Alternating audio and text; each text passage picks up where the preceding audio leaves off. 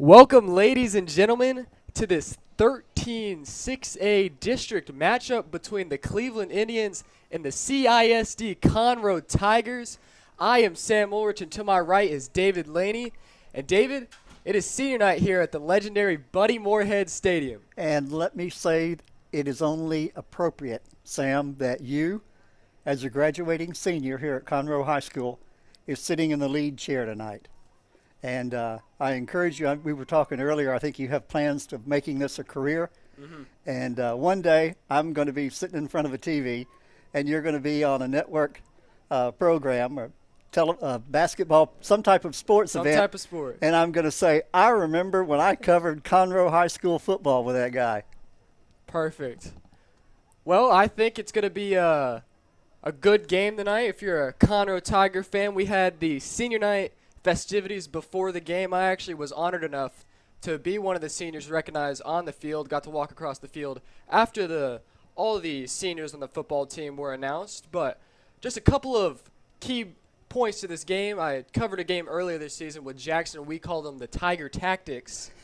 And so one of the Tiger Tactics is going to be lock in for this week. You know, you still have a chance to make the playoffs depending on what happens over in New Caney versus College Park. And if I'm going to try my best to follow that game, we're not covering it within the district on any of our YouTube channels. So I'm going to just try my best to give you updates on that game because that is a pivotal game.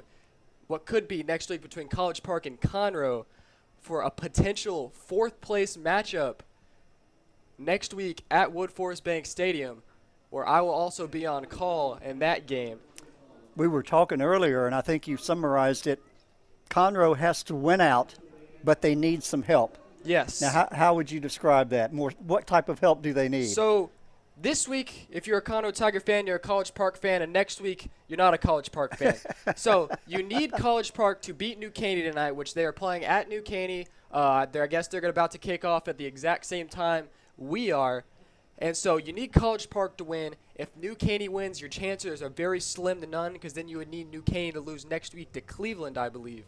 And so, but if College Park wins, then next week, Conroe versus College Park, winner makes the playoffs in the fourth place spot in the district.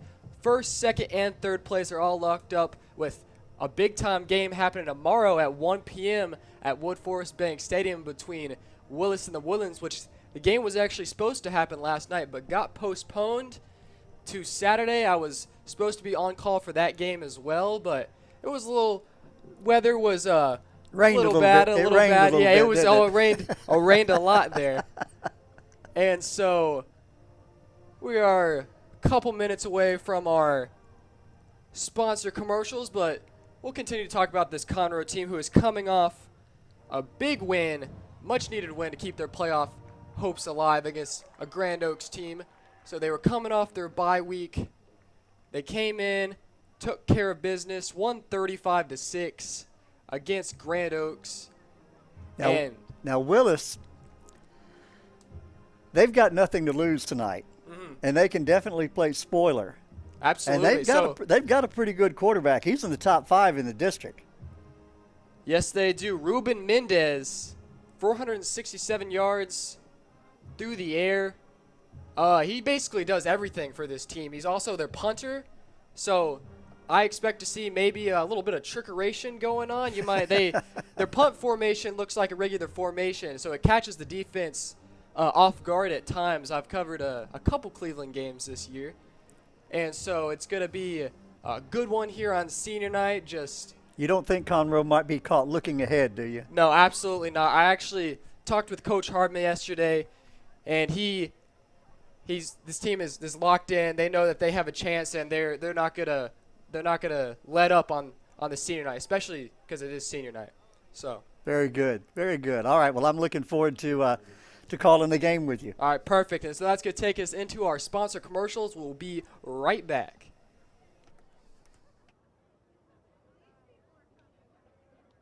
This is Donnie Buckaloo with Buckaloo Chevrolet. After 2.5 years, I'm proud to say we have new Chevrolets in stock today and are receiving new inventory daily. At Buckaloo Chevrolet, what you see is what you get. We don't charge market adjustments or added equipment you don't want. The price you see is the price you pay, so don't pay over MSRP. On I-45 in Conroe or shop BuckalooChevrolet.com. It's a better buy at Buckaloo.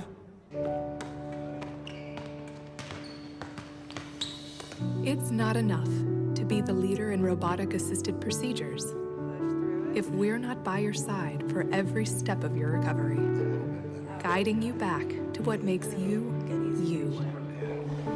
Because it's not enough to replace your knee if we're not getting you to the moments that can't be replaced. Memorial Hermann, advancing health, personalizing care. You've got a lot going on, so how do you find time to take care of you? At Houston Methodist, we work around your busy life. There's same-day visits when you're sick, online scheduling with specialists, access to all your records through MyChart, and video visits 24/7 if you need urgent care. Bringing you Houston Methodist's expertise, wherever, whenever you need it. That's the difference between practicing medicine and leading it. Houston Methodist, leading medicine. When the time comes, we must be ready. When every second counts. Act fast. Do not give up. Push hard. Keep pushing when it's all on the line. Be there for each other. Be ready.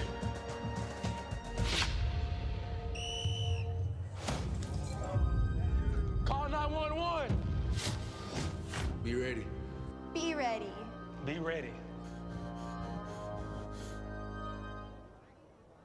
Shopping for a new or used vehicle, or just looking for a place for good, reliable service? Go with the name you know. Gullo Ford, Gullo Mazda, and Gullo Toyota. The Gullo family has been serving the Conroe Woodlands area since 1970. So the next time you're shopping for a new or used vehicle, or just need service, do yourself a favor and go see Gullo Toyota, Gullo Mazda, and Gullo Ford. Or log on anytime at GulloAuto.com. Gullo, let's drive.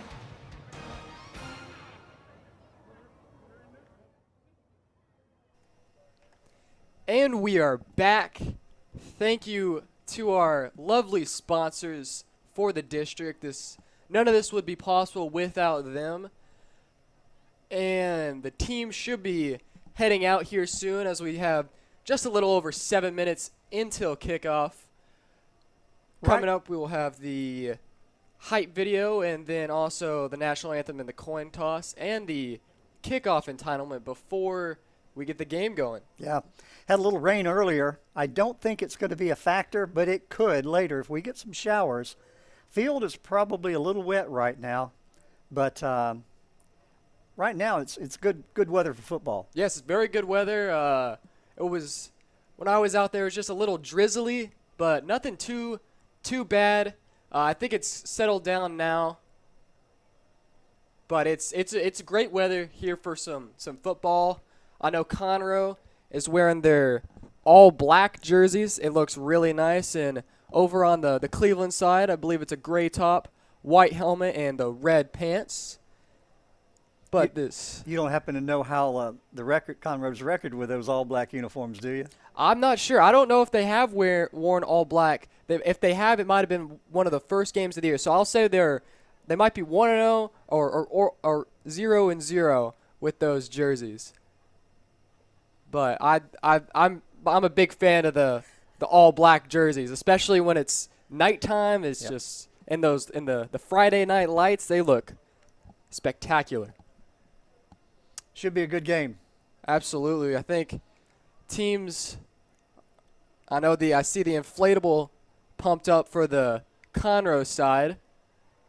So they should be heading out of there shortly. I don't see them lined up, but we'll touch on some of these players for Conroe, and as we mentioned earlier, this is a fully healthy Conroe team. One of the big struggles throughout this season was injuries. You had your starting quarterback, Christian Nunley, who missed some time. You had your starting running back, Jermico Green, who missed some time.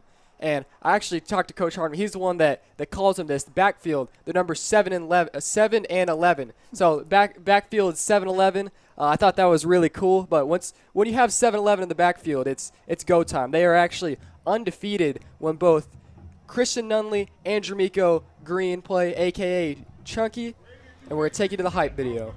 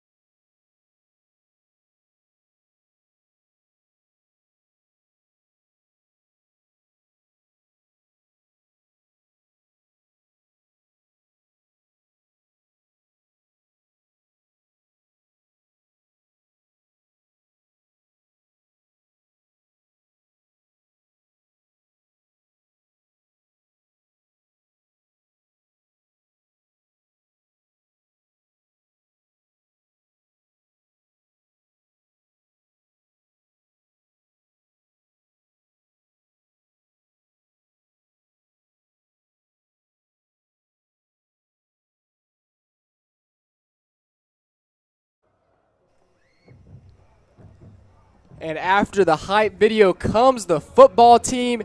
Here are the 2023 Conroe Tigers in the all black that we mentioned before.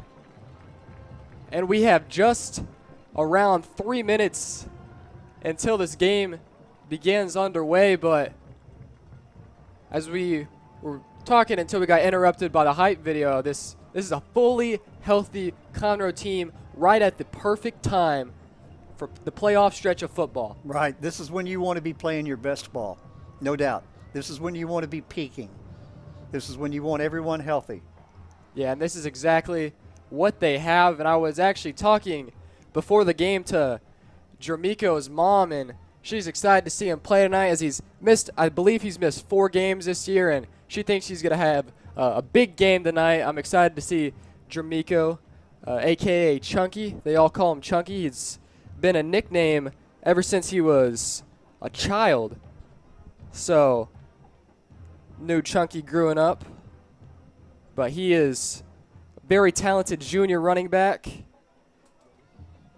having on average 9.4 yards per carry, and that is very elite. Yes. And so, believe the teams are lining up for the national anthem. So we will take a break for that and let the band play that. And we'll come back. It'll be time for some senior night football here at Buddy Moorhead Stadium.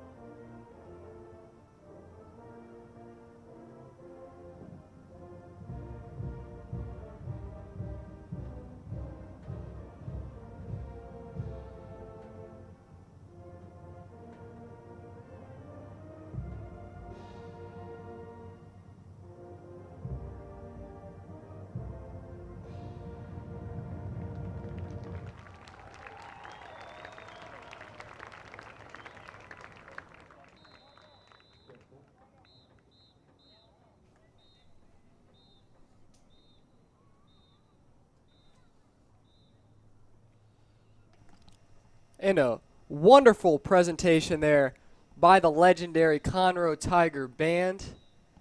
And I know that that band, they put in the hours. And give it up to them. They are practicing just as much as the football team, especially in the summer. It's just as hot on the band as it is the football team. And probably so, hotter on the parking lot. Definitely.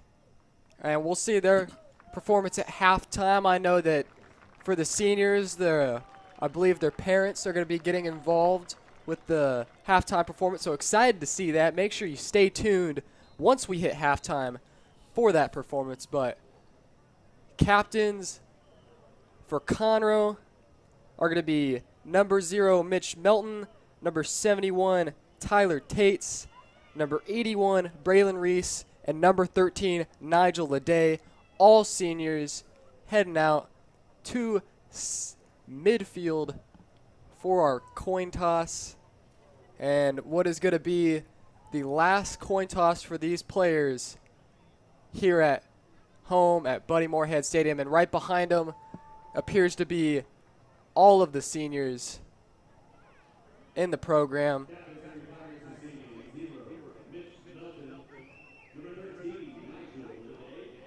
And as I talked to Coach Hardman yesterday, I asked him, what does senior night mean to him? And he said it's a very emotional night for him. He's glad that they get the stuff done early so they can really lock in on the game. We did the presentations about an hour and 15 minutes before game time, so get that over with, get locked in. But he said he might have to put the sunglasses on to hide some of his emotions during the game. But I really appreciate everything Coach Hardman has done for me, allowing me to meet with him every week before the game, talk some football, and really gives me some insight. Yeah, for the vast majority of these kids, this will be the apex of their football career. Most of these kids will probably not play college ball. It's very, very true. And this will be the memories that they'll take with them for the rest of their lives. Definitely will be.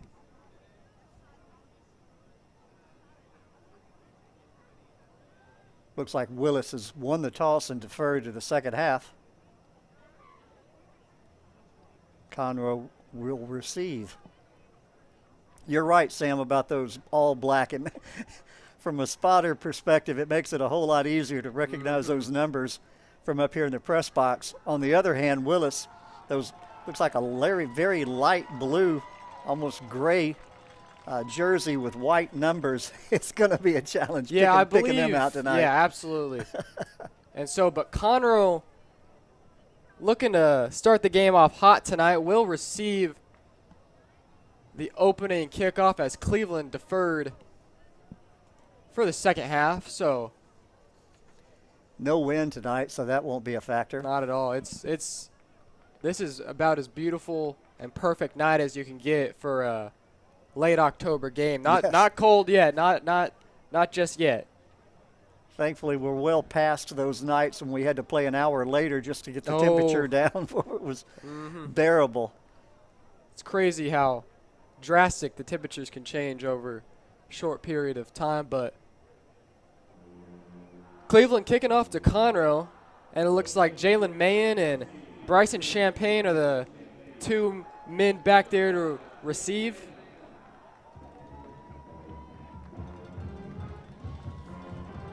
Jalen Mayen, a pretty dangerous kick return and punt return.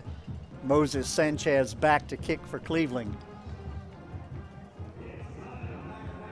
And we're almost underway, Sam. Yes, here we go. Our first play here on senior night. And it's time for some football. Looks like he's setting up for a pooch kick, but we'll see.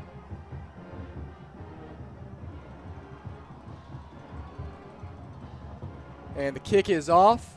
Caught around the 30. Conroe returns. 40. Makes a move. Across midfield. Down right into Cleveland territory at the 42-yard line. An excellent starting field position here for Conroe. 25-yard run back.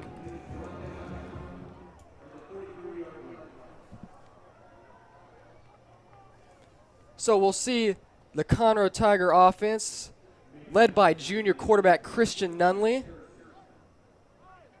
who is also back, had his first game back from an injury against Grand Oaks, his former team.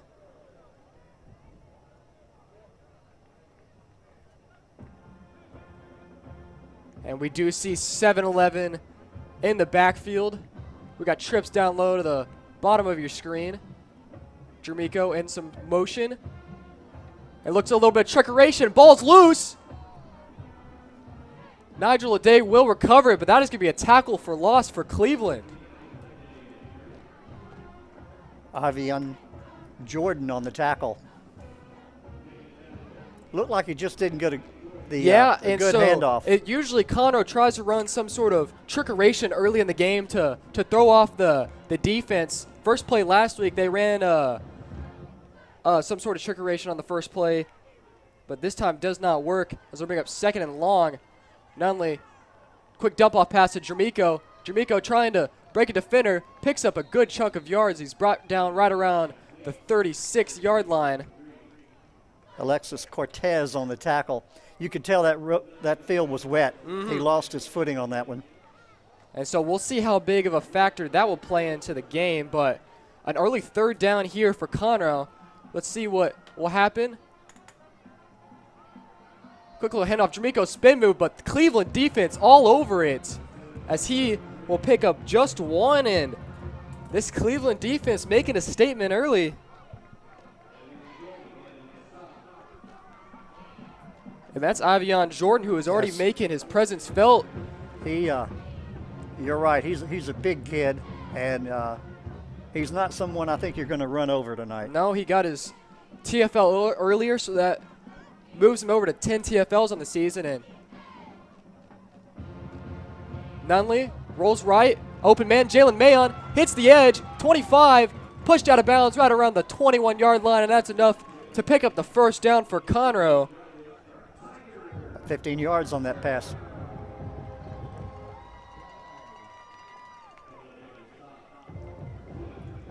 And so Conroe knocking on the red zone, trying to score first in this game.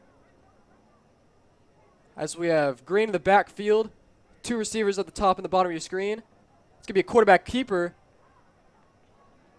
Not only trying to make something happen, but I do see a flag down right around the 23-yard line, so we'll see what the official... Typically in the area where you see holding, we'll look for the indication.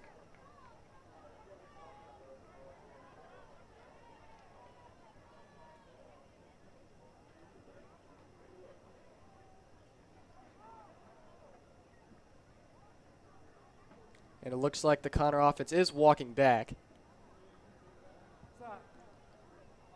Well, offsides. Must have fooled him there. Yes. So Conroe will accept the 5-yard penalty. Typically that flag comes in a little earlier.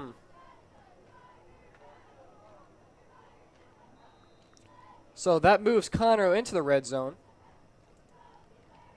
Little speed option here. Pitches it to nice Green. Pass. Green might have 6, and he does. Touchdown, Excellent. Conroe. Excellent. 18-yard run. Outstanding. And that is the guy you want to get going. Jermico Green adding to his touchdown total this year. I know he wants to be out there after he missed some time with a foot injury, but big touchdown for the Tigers early. Jermico Green putting him on the board. 6-0, awaiting the extra point from Arjit Singh. Yeah, that was a perfect quarterback read and toss. Snap, hold, kick is good. 7-0 for Conroe. Good way to start the game. Yeah, it's drew it up to perfection there, and that's that junior backfield of Nunley and Green that gets them on the board early. And they're hitting on all cylinders. Yes, definitely. Now we'll see how that defense responds. Yeah, so this is a Conroe defense who's really struggled against the run this year, but very, very successful against the pass. You've got some strong rushers in the district. Yeah, you do. And so we're going to see what Cleveland wants to do here offensively. Well, as I mentioned earlier, their quarterback is 4th in the district in rushing. Yeah, he's a do-it-all quarterback, Ruben Mendez. The bright spot on the Cleveland offense.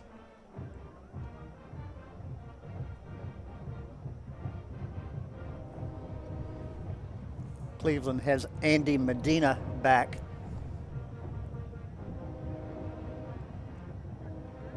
Checking that other number.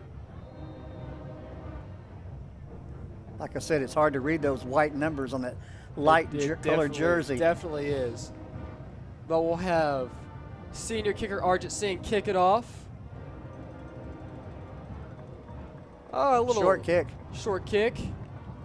Returned around the 15 and tackled by Conroe. He'll lose a couple on the run back. And they'll spot him at the 15, but a great tackle there by. They got down quick. Yeah, and so that some tough starting field position for Cleveland as they're starting on their own 15 with 9:45 left in the first quarter. Tiger defense got out there quick. They are ready. They are eager. Senior Jace Ferguson on the tackle there, and this is a very, very talented Conroe secondary. You have star power all over. Cleveland, Mendez lined up under center, and we have ball on the ground. Some whistles as referees indicating for a false start. There was some wonky movement on that play. We saw, I think, everybody move except for the center and the quarterback. I think that's one where everybody knew the snap count with the center. Happens sometimes. Bad thing about that, it's obvious at the center, but when everyone's moving and the ball is still on the ground, it's obvious. The center forgot the snap count. So that'll push Cleveland back just 5 yards, and so they'll have to start on 1st and 15. I think he dropped that ball again. And it was an interesting play. From up here, couldn't really tell what happened, but I think the quarterback dropped the ball, had to pick it back up, and it threw the timing off entirely. But it looks like it looked like it was trying to be a sneaky run, and so but they end up losing a little bit of a diversion, a little spin off of a wildcat. A yard there. So I'll bring up 2nd and 16. Well, like I said, Cleveland has nothing to lose. They can run all the trick plays they want to tonight. Yeah, open up the playbook. Handoff. And there's about 3 Conroe defenders there making the stop, and that'll be a gain of around 3. So that'll bring up a early 3rd and long for Cleveland here.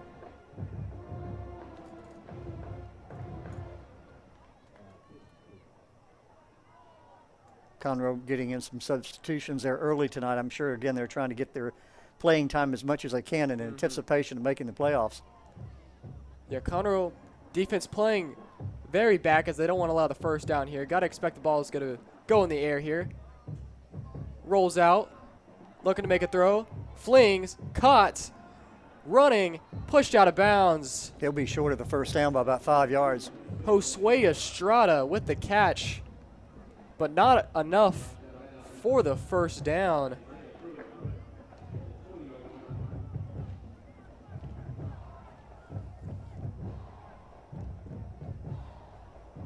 But a solid gain of 9 there.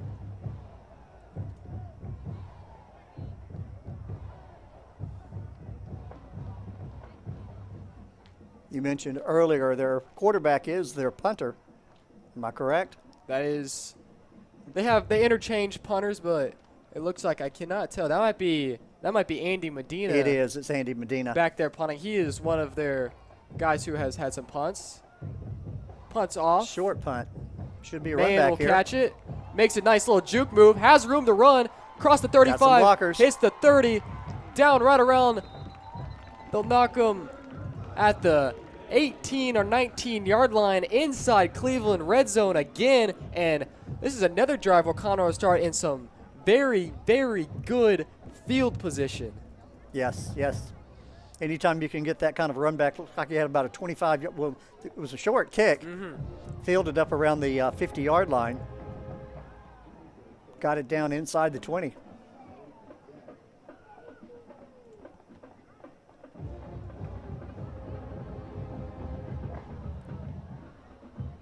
It's going to be a long night for Cleveland if they have to keep their defense on the field the entire time. Yeah, and it looks like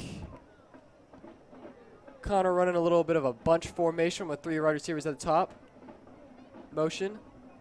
Nunley scans, flings. Oh, that caught. was beautiful. Touchdown, Jalen Mayen. Beautiful. Finds the seam for the touchdown end. Couldn't have thrown it any better. No, that is right in the breadbasket of the receiver. Hit him in stride. All he had to do was reel it in, but there is a flag. Not sure what the referee called. I think it's going to go against Cleveland.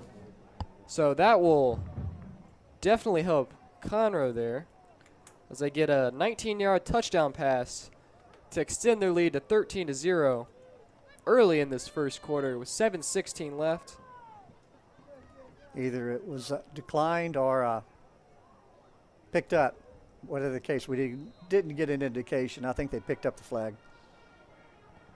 So Singh on to attempt the extra point.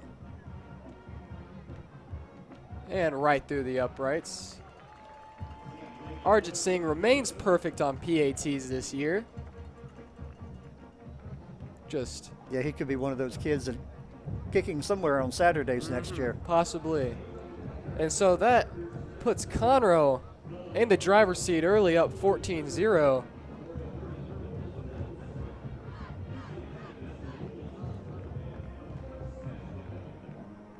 It's still early, but I would think perhaps Coach Conroe might want to, they get way ahead in this one,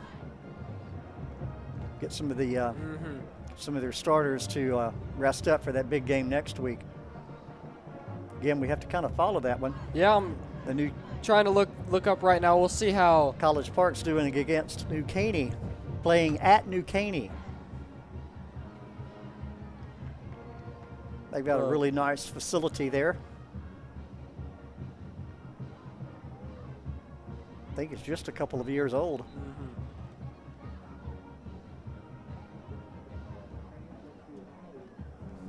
Currently showing 0-0 in the New Caney game with 6 minutes left to go in the first quarter. So no points on the board yet in that game. But I will keep all of y'all. There was an indication there. It looked like it was a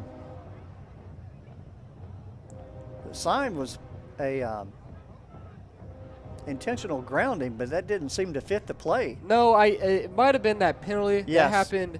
So that seems that was a 15-yard penalty. And they'll assign it on the kickoff. So might have been an unsportsmanlike conduct or something of that nature that they wanted to enforce on the kickoff. So might see Conroe try to get this ball back with. I think he'll put this one in the end zone if he tries. Kicking from the Cleveland 45. Singh. That's Little gonna be a short kick.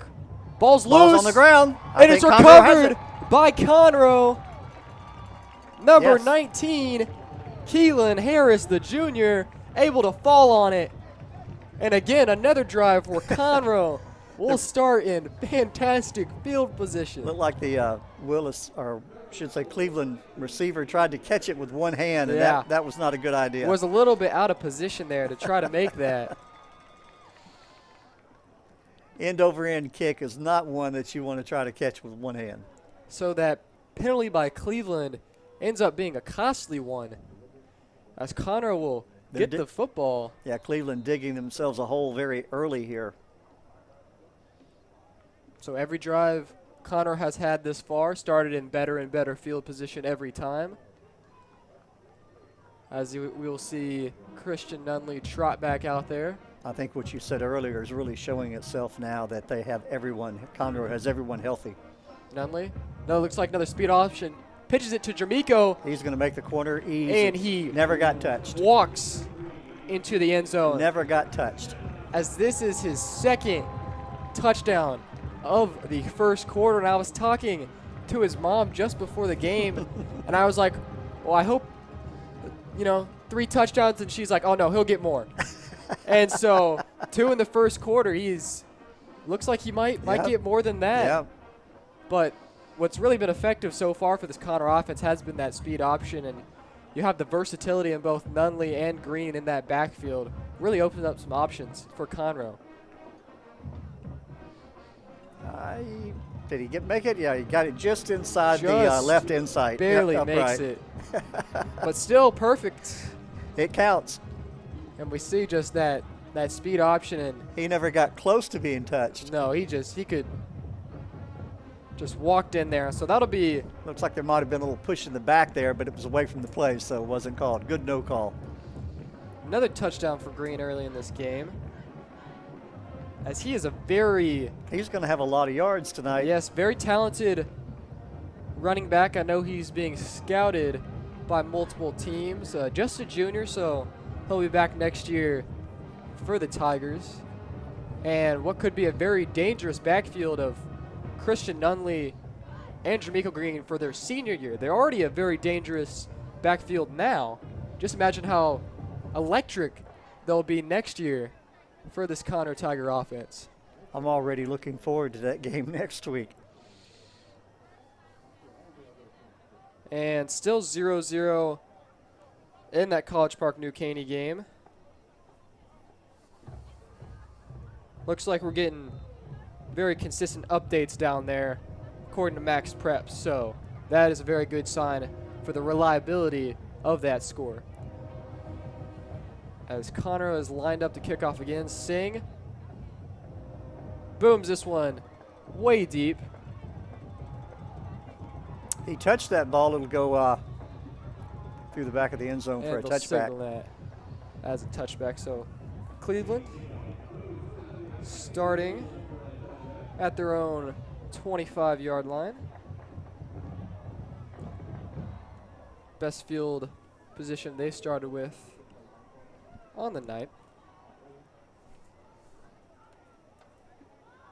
I believe that player's number was 21, but I don't see a number 21 on our roster. Yeah, there's been a couple numbers I haven't seen on the Cleveland roster. So if they got us an old roster or what? I did a Cleveland game 2 weeks ago, and this was the roster I used, and it was very accurate. So you never know. Things change. I can't tell who was out there at quarterback, but that looks like it appears to be a number 18. But yeah, again, it's very difficult to see those white numbers. I think it is 18, and we do not have an 18 on the roster. Low snap. Yeah, it is number 18. Handoff, and Conroe is all over that one. That's number 92, Jaden Ramos. Yeah, Cleveland having some center problems tonight. Most of the snaps have been low. That one was the quarterback basically had to pick it up like off the ground. Yeah, and that could be because of the wet ball. Don't know. That's never a good sign. It throws the timing off. Yeah, totally, especially on a handoff play, which allows the defense to get back there in the backfield for a big tackle for loss there by Jaden Ramos, the junior. Split back formation for Cleveland. Another low snap. Another pick up off the ground. Flings it downfield. Incomplete. I'm not sure he even knew where the receiver was when he threw that ball.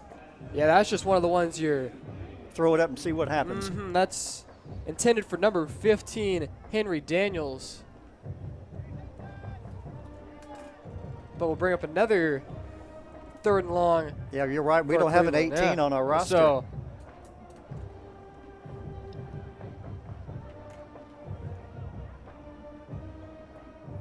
I'm not sure at this point if Cleveland even has positive offensive yardage.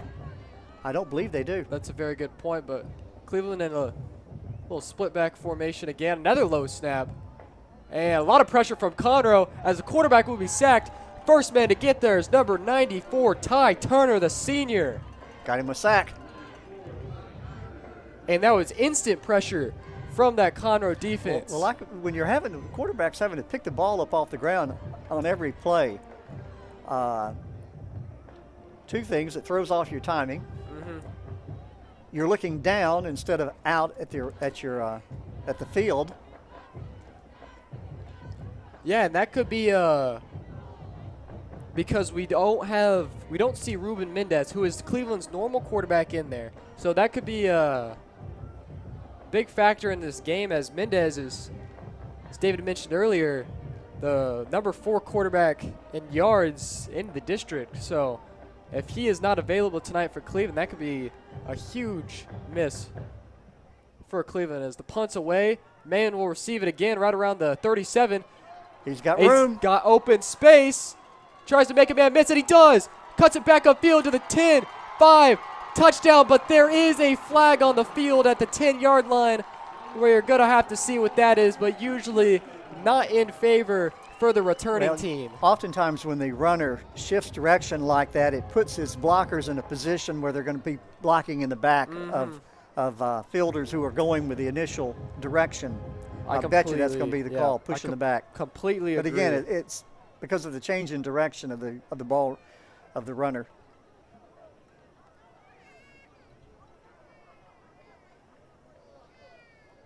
A block that is, wait for the indication here. Blocking back. Yeah. On the return team, 10 yards from the spot, first down. A block that is legal when the runner is going one direction, suddenly turns and comes back the other way. Now it's a push in the back. But Conroe will still start with, again, excellent field position all night, but will not have the touchdown. This may be one. I believe they still have the rule, Sam, that if both coaches agree to it, they will let the clock run continually for the second half, final quarter. Haven't seen any teams do it this year. I believe when I called the Oak Ridge Cleveland game, they had the running clock for the second half. So I've called a game this year that has had the running clock. So we're trying to get a football in play here. Yeah, it must be 5:10 left in the quarter. One of the Cleveland footballs, but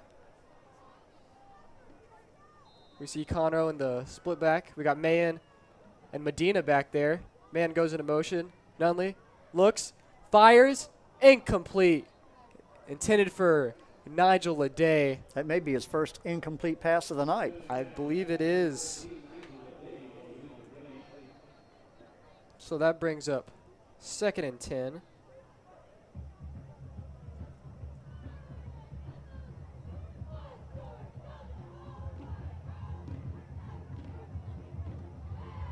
So it looks like we will see Nick Medina this drive, giving Jermico Green some rest. Hand off to Mayen. He'll make the corner.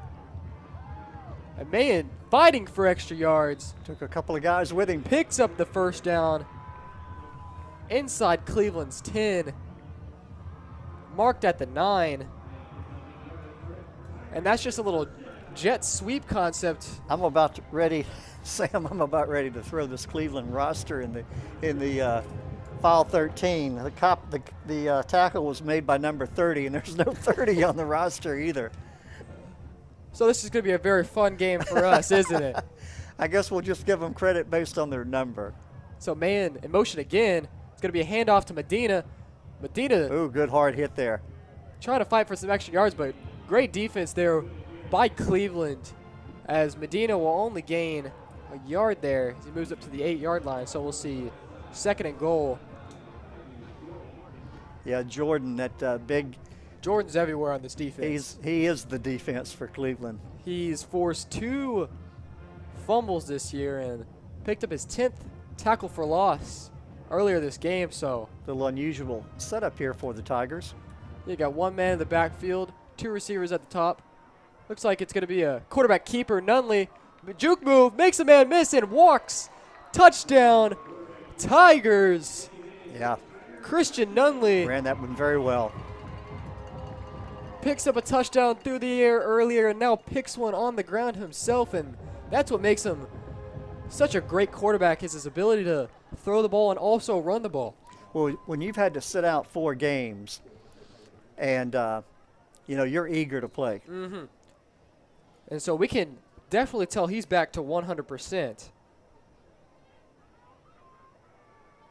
And the PAT unit seeing good kick right through the uprights. So Conroe with 3:45 left in the first quarter, up 28-0.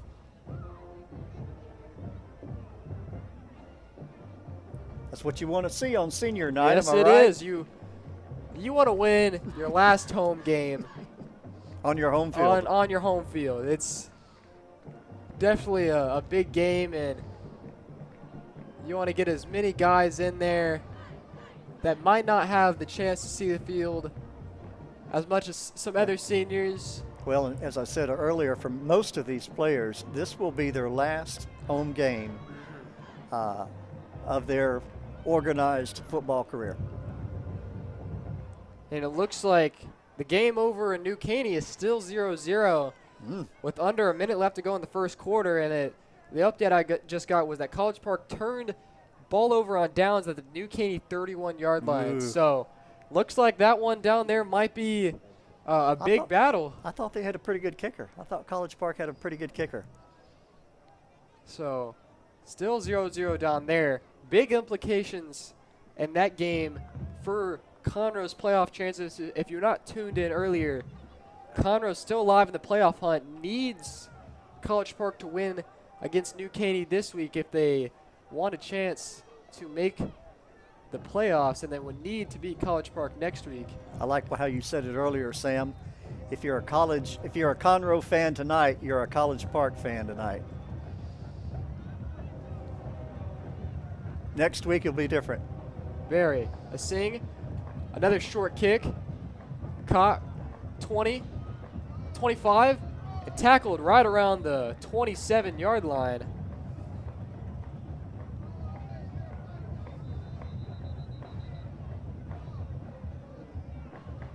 So Cleveland will start in some better field position than they had. Like I said, I don't think they've got any positive yardage. Could be wrong. They've had, the biggest play was a gain of 9, which was a pass. But overall, I think they have negative yards throughout this game. And one of those big key things is the center snap, and also we do not see Ruben Mendez out there.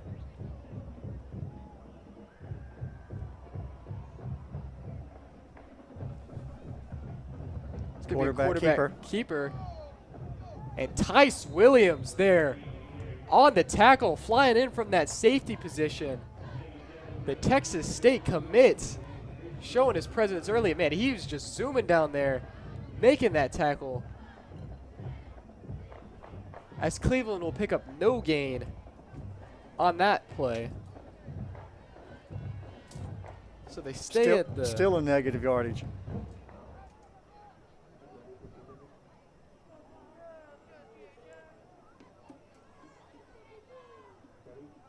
Little play action here.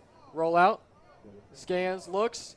Intercepted by number 21, Mark Jones. Jumped the route.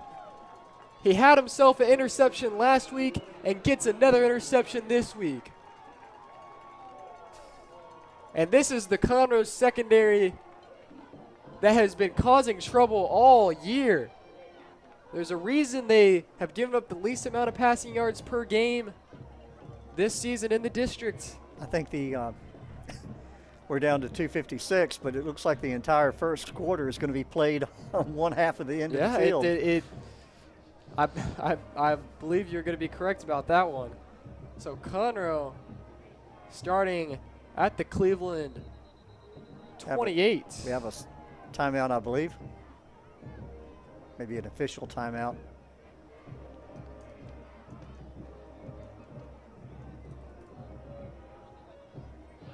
See an indication. Officials talking to the Cleveland sideline.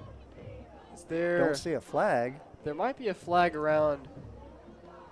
Can't tell. I think I see a flag over. Something may have been said that maybe shouldn't have. We'll wait and see. Yeah, I see picking up the flag now.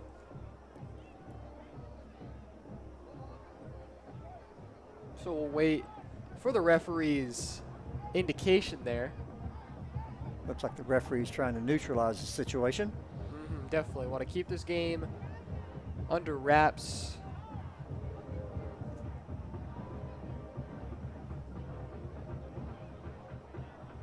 And over in the New Caney College Park game, they have entered the second quarter. Here we go with our indication. They will mark it off. Dead ball. Unsportsmanlike. Yeah, Cleveland sideline. that's exactly what it was. A little frustration there. So gives Conroe even better field position. So they start their drive at the Cleveland 14. Nunley sends a man in motion, has time, throws, incomplete. A little bit, pass was a little low. Threw it into a crowd. He did throw it where only the receiver could have reached it, but just couldn't scoop it out of the off the turf. That was intended for number 5, Jalen Mann, who we have already seen a heavy role in this game as he is the kick returner and the punt returner. So Nunley, back of the gun, takes the snap. Got all day to throw. And just dropped. And we will see a flag there. Another personal foul. And so that'll move Conroe closer to the Cleveland end zone. But just dropped by Nick Medina there. That might have been a better no call in that situation. Defender number 22, Desmond Woods. Very hard for him to pull up in that kind of situation. Didn't really hit him that hard, I don't believe. Dead ball. Personal foul. Unsportsmanlike. A lot of times officials will make those calls, though, when they kind of sense that the game might be getting a little out of control. You want to try to kind of get players back in, back in line, attitudes in check. So that'll move Conroe half a distance. It'll be 1st and goal from the 8, it looks like. Nunley just all day to throw. And that's caught. Are they going to say incomplete? That was intended for number 29, Dorian Brew. It'd have been a great catch. The 5-star junior transfer from Ohio that they received earlier, about halfway into the season. First played in the New Caney game, but he's a two-way player, plays both offense and defense. He's a junior, so this junior class is very talented for Conroe, but 2nd down and goal. And we see a flag. It's a jump ball, incomplete. Not sure how this, the indication's offsides on Cleveland. Offside. On the defense. So great awareness there by Nunley to Free recognize play. that's a free play. So you might as well take a chance with a 50-50 ball to the end zone. So that'll move them even closer to the end zone. As I may step away at the break and see if I can find out who the quarterback is for Cleveland. Sounds like a great idea. So Conroe running a tight formation here. Nunley under center. Sends man in motion. Man comes back across the line. Pitches it to Medina. Ball's on the ground. I think Cleveland got it. I think Cleveland might have it as Medina tried to pick it back up instead of just falling on it. Quite a few of those tonight where they've tried to run before they had the ball. Yeah, the main thing there is just, making sure you can catch that ball before, because you see the end zone before you catch it and like, oh man, I'm going to score this touchdown. But just not able there, and a costly turnover. Well, there's for probably, Conroe. you can tell by looking at that field, it still is wet. And I imagine that ball has some moisture on it as well. Cleveland pulls a break here. I think that was the first offensive series that Conroe did not score. Am I correct? Yes, it is. It's very correct. So Cleveland quarterback under center. Another bad snap, it looks like.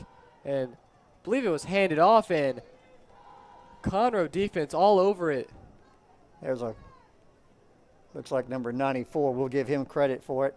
The tackle. Yeah, 94, Ty Turner, and number 0, Mitch Melton, both there in the backfield. So another negative yardage play by Cleveland.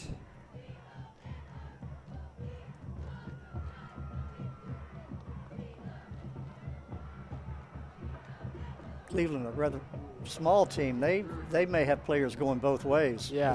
As few players as they have. So the man goes into motion, and I hear a whistle. Yep. And see what the indication is here. I think it was a false start. False start. Half the distance for Cleveland. So that pushes They're Cleveland just back. Yeah, I don't know, but their negative yardage continues to grow. which is not a good thing if you're a Cleveland fan. Quarterback standing in the end zone now. Yeah, split back formation for Cleveland. Man goes into motion to top of your screen. It's going to be a handoff, and the Conroe defense nowhere to go. Swarms them. I think number 43 was there. Roman Lara first make contact there.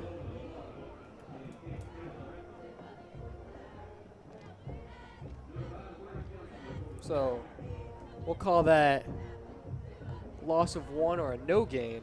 Corey Counselor on that carry for Cleveland.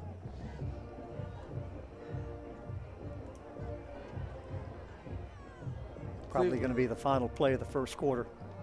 Yeah, we'll see as the play clock is running low, down to 3 seconds. We got to see if they get this ball off. It does not look like they will. Or are they going to take a timeout? Cleveland does burn a timeout there. Yeah, coaches recognized the play clock was about to expire and called the timeout.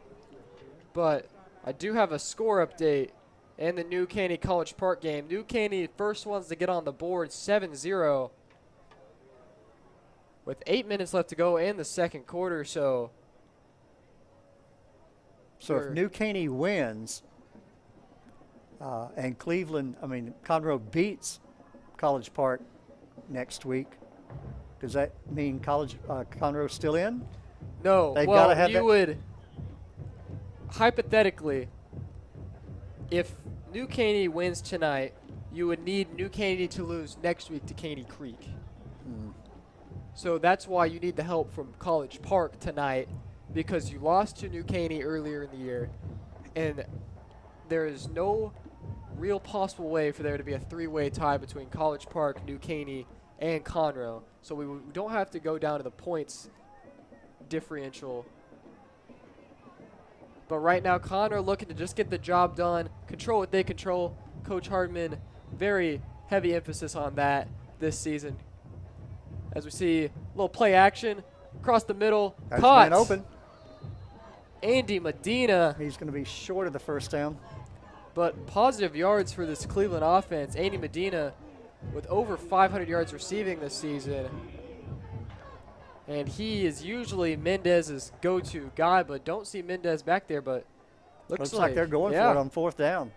Well, you're 28 points down. You don't have, like I mentioned earlier, they got nothing to lose. High snap. And I think they just got their first down on an offside against Conroe.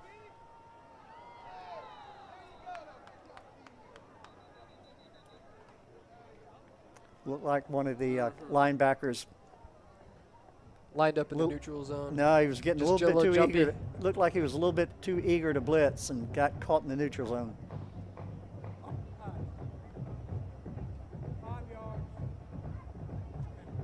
Their first down of the night. Yep, just 7 seconds left to go in the first quarter. It's been a very long first quarter. It has been. With a lot of scoring. As we're 45 minutes into this game in real time. And we'll see 5 wide from Cleveland. Ball on the ground. They're going to signal incomplete. You got to make that football move is the terminology used. But that'll bring us to the conclusion of the first quarter. Conroe up on Cleveland 28-0 on senior night, and a very strong first quarter for the Conroe Tigers, as we will flip sides and we'll get to see some action on the side we are closer to. I'm going to step away, like I said, see if I can find the Cleveland coaches and get some of these numbers, these roster changes, so we can call these kids out by name. Sounds good.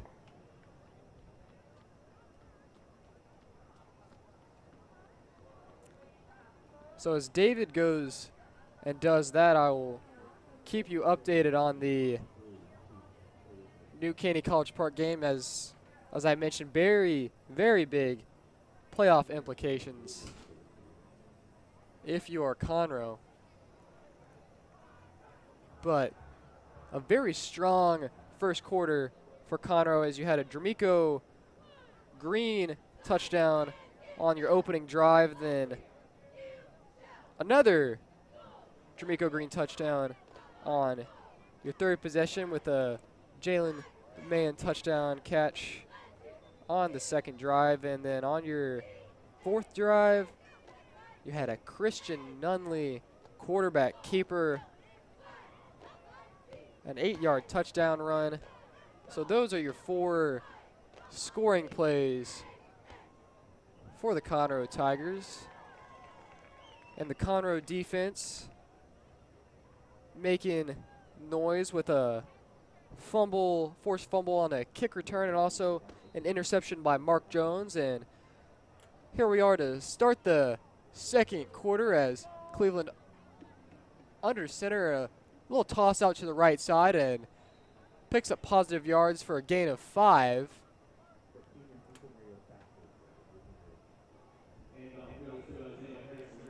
That's number 6, Isaiah Harrison, on the run.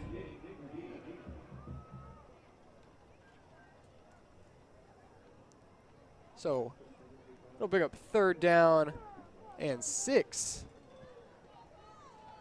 for Cleveland. And again, under center. Ball snapped. Quarterback rolls left. Pressure. Trips. Throws. Incomplete. Tate Trantham there on the pressure, able to make the quarterback rush and had to get out there quickly before he was sacked. Dominique Gilkey is your quarterback for Cleveland tonight. Dominique Gilkey. Okay, I'm going to write that down.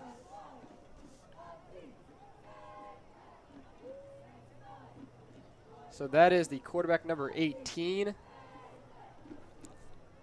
for this Cleveland offense, as we see Gilkey under center, as trying to get aggressive here on 4th down. Looks like they're going to try to get Conroe to jump. Call a timeout. I'm not sure if 5 yards is going to give them a first down anyway, but Second timeout, first down. looks like they'll send their punting team out. So it looks like Andy Medina will be the one back there to punt. And more than likely we'll see Jalen Mahan return for Conroe.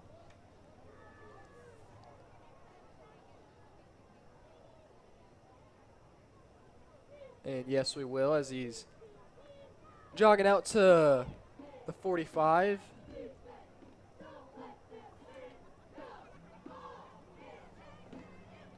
But a drive where Cleveland was able to get out of their territory from their 0-8 and able to get to the 25-yard line. So I think that was their longest offensive possession tonight.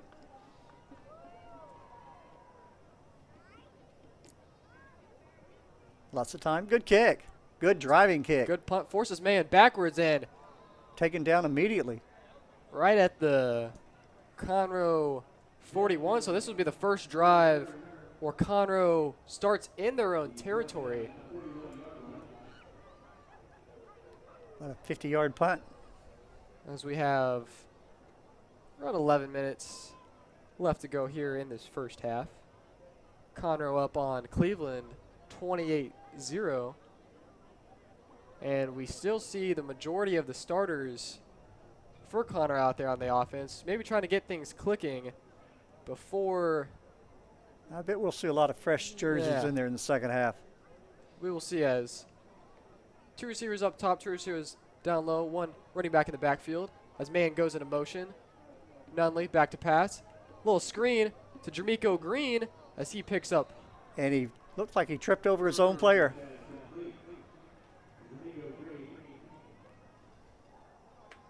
Gain of 3 there. And Ivan Jordan again on the tackle.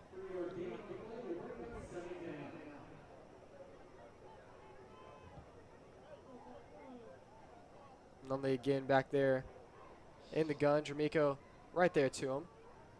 Nunley has to step up in the pocket. He's going to take it himself. Got finds some room to run. And will pick up the first down and some as he's into Cleveland territory. Right at the 43-yard line of Cleveland. And that is a big-time improvisation there by Christian Nunley. Andy Medina on the tackle for Cleveland. So it looks like he's playing a two-way. Yeah. So they don't have many players. I can understand that.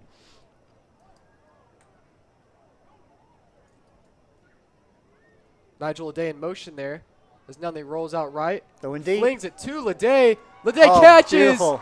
And it's a touchdown. Nigel Leday. Might have got away with a little bit of a push off there, but the senior. I saw him earlier today, and I was like, you gonna get a touchdown today? He says, oh, for sure. For sure. So he comes through with his promise and gets the touchdown on senior night for him. And he was beautiful pass. It was a great pass right in the hands of Leday, as that is a 43-yard touchdown pass for Christian Nunley to Nigel Leday.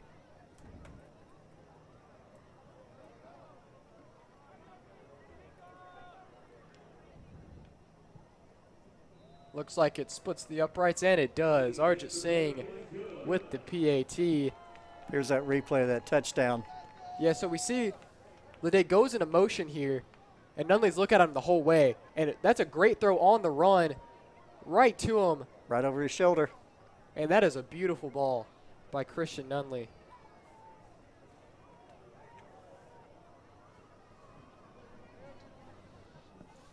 You got an update on that New Katy score? It's a good time to check out that score and see as it loads. It's still, oh, we have a touchdown for College Park. So game is all tied up in the second quarter with 5 minutes to go, 7-7.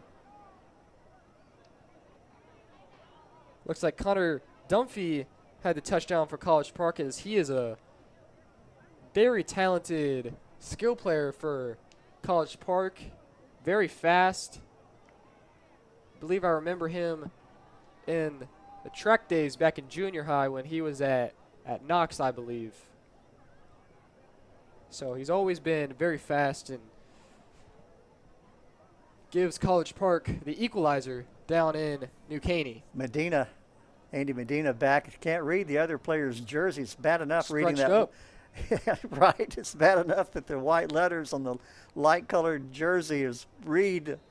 That one's rolled up. You can't even see the number at all. So Singh set to kick off here.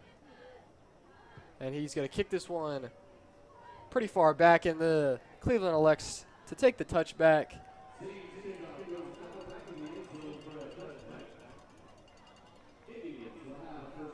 So Cleveland starting at their own 25.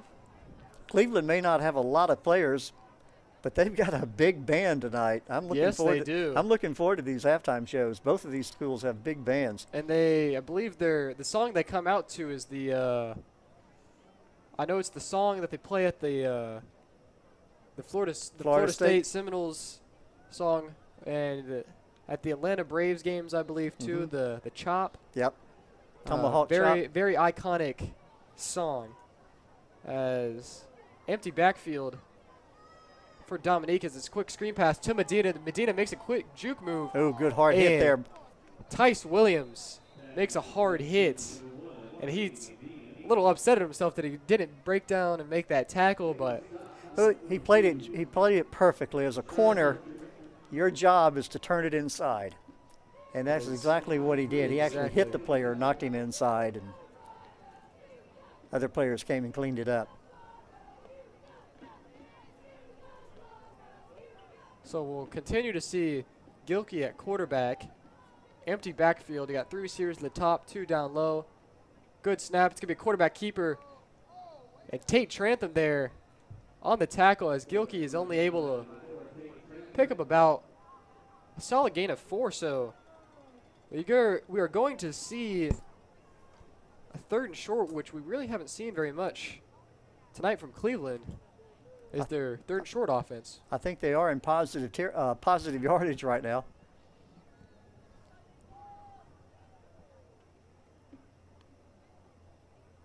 So you have a quarterback and running back there in the backfield. Running back goes into motion. Quick screen pass.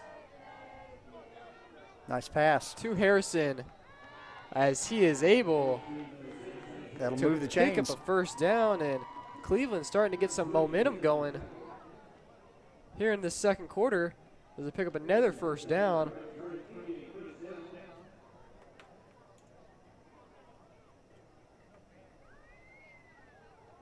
And something I've noticed is the snaps have been a lot more consistent.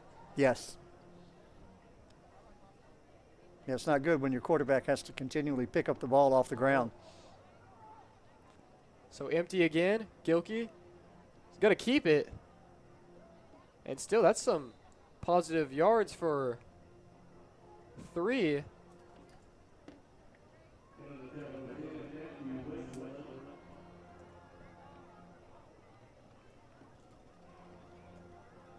So all positive plays from Cleveland. Westmoreland on that last tackle. Westmoreland, one of the seniors on this team, coming into this game with 4 sacks on the year. As Gilkey looks to the sideline for the play. Translated it back to the O-line with 3 seconds left on the play clock. Gets the snap off. Heavy blitz coming from Conroe, and he's going to be sacked. That is Tate Trantham and Mitch Melton there in the backfield for Conroe, the blitzing linebackers, and it's going to make it 3rd and a country mile here for Cleveland. Big play, big play. As Conroe just sends the house there.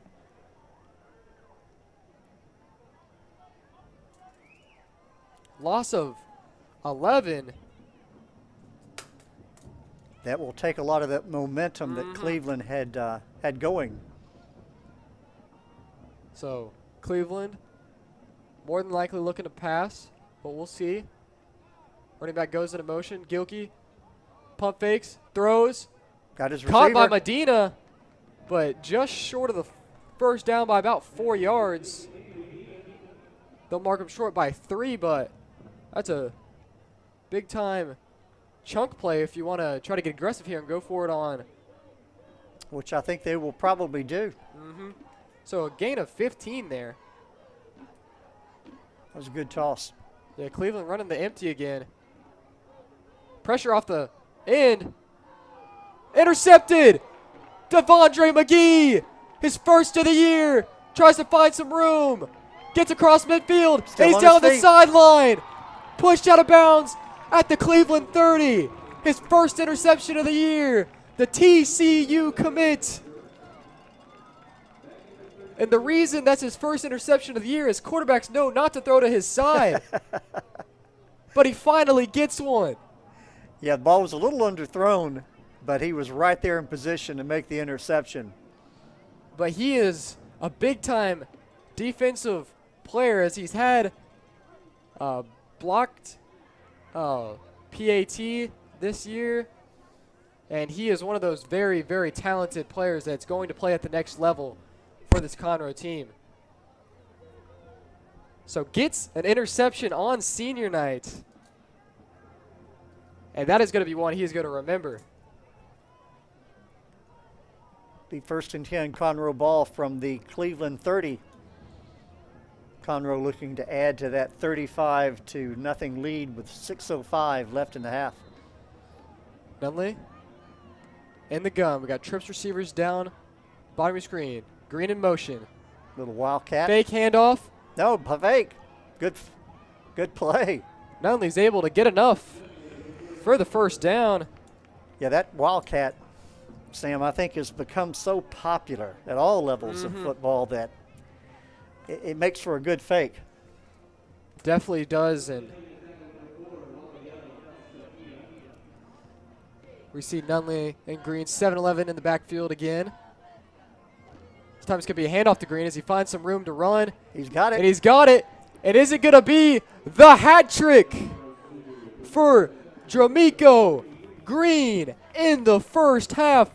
Not one, not two, but 3 touchdowns here for Dromico. 20-yard run.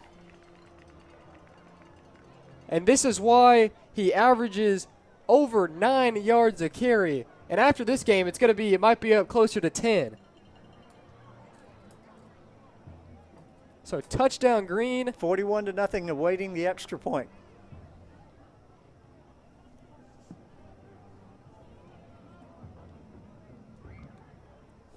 The snap, hold by Kellen Gregg. Singh splits the uprights. 42-0. And Green, great blocking by the O-line. Downfield blocking everybody. Receivers.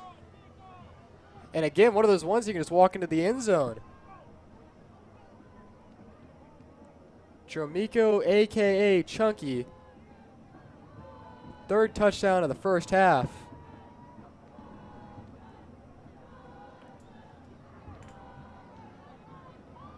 Got a little participation tonight for our fan cam.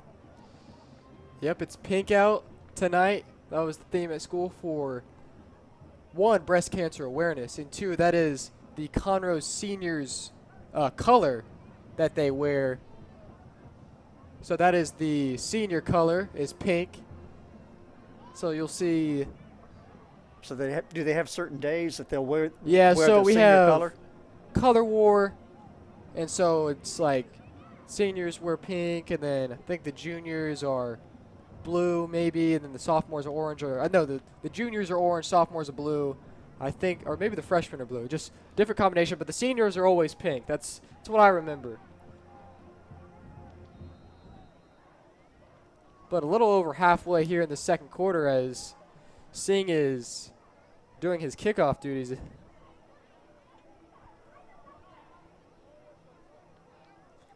And a score update in the New Caney game. New Caney up. Harrison and Medina back to receive short kick. Fielded up at around the 26-yard line. We'll be down right around the 30. But New Caney has kicked a field goal and is up 10-7 with under a minute to go in the second quarter. So that's going to be a very close game down at New Caney. But we'll make sure we keep an eye on that game. Would not be surprised if a field goal doesn't win that one. Very true.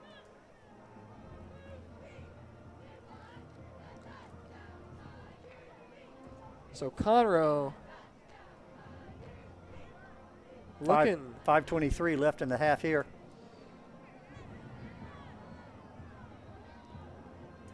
Cleveland starting with the best field position they've started with all night here at their own 30. Haven't seen the Cleveland band, but looking at them, it looks like their uniforms, they might be one of those military-style bands, which is kind of like the Aggie band.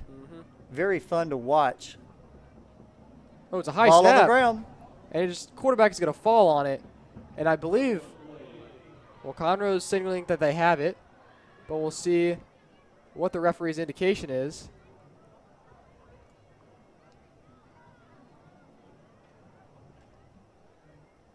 Still no indication. He's going to Cleveland remain, ball. yeah, Cleveland football, but I could not tell who was in there at quarterback. Looks like we had number 25 in there at quarterback.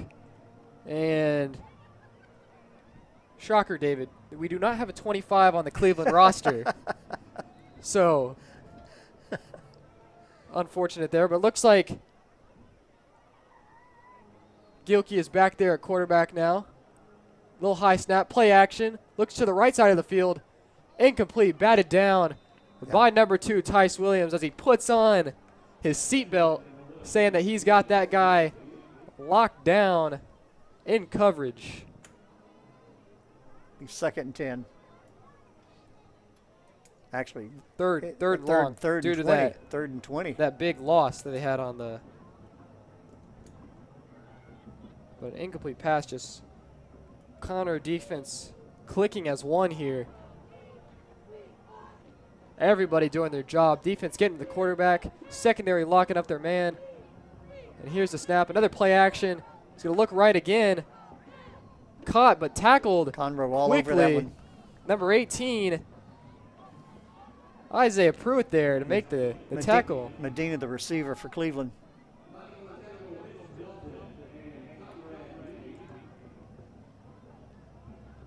So it looks like Cleveland will punt again here in this game.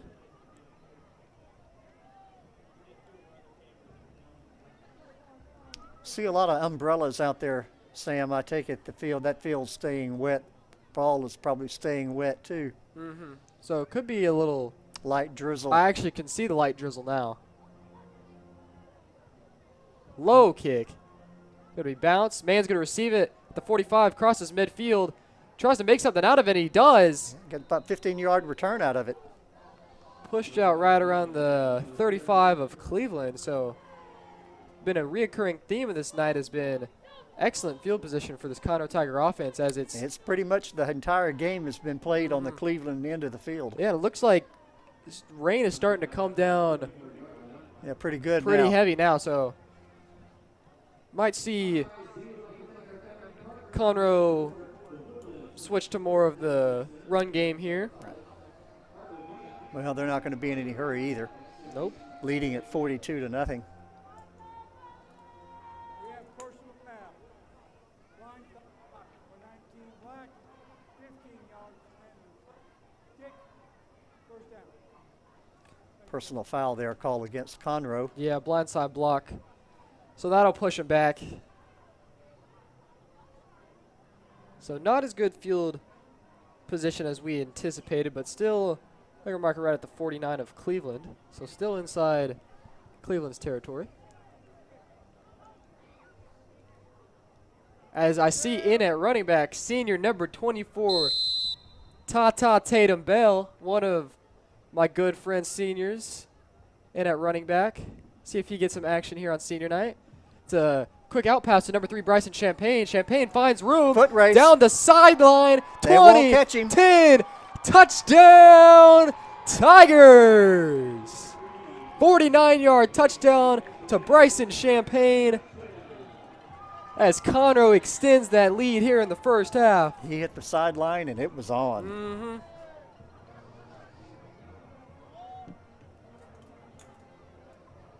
.49-yard touchdown pass. Bryson Champagne. One try. And we'll see Singh, who's been very busy tonight. Yes. The team of Keegan O'Dell, the snapper, Kellen Gregg, the holder, and Arjit Singh. As he puts it through, as there was pressure coming off the edge there. Yes, it was a good hard attempt by number 4, Rafael Escamilla. But as we take a look at this play, Champagne gets it. And as he hits that second burst of acceleration, none of the Cleveland defenders able to catch up to him. And he is able to get into the end zone for the touchdown. Big game for Conroe on senior night. Yes, it is. And I think the New Caney College Park game is heading into halftime. New Caney up 10-7. So as of right now, not looking very good for Conroe in their playoff chances. But, you know, still another half of football down to play it. 3 points, halftime. That's going to be it's a very good game one down they there. can pull out easily. Yep, so.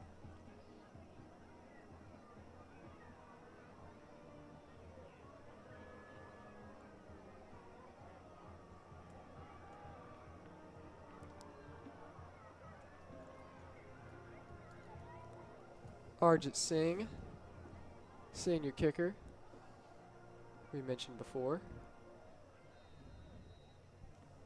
And it looks like the rain has settled down, so it looks like we just got a little gust, but it's still drizzling out there. Harrison and Medina back to receive for Cleveland. And kickoff by Singh. Fielded right around the 10. Harrison fielding it. Going the wrong Yeah, way. they're running backwards as the Conroe special teams was everywhere. I think that was number 25 senior Jace Ferguson, again, who's able to be the first contact on the kickoff.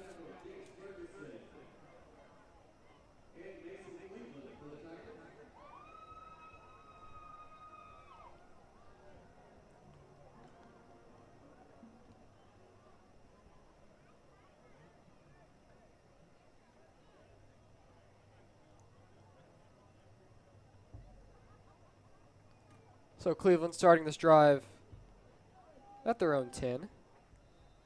3:16 left to go in the first half. It's Dominic Gilkey's back there. Motion. Snap. Quick fake pass. Throws it across the middle. Throws it in the crowd. Tice Intercepted. Williams with the INT. He just threw that one up for grabs.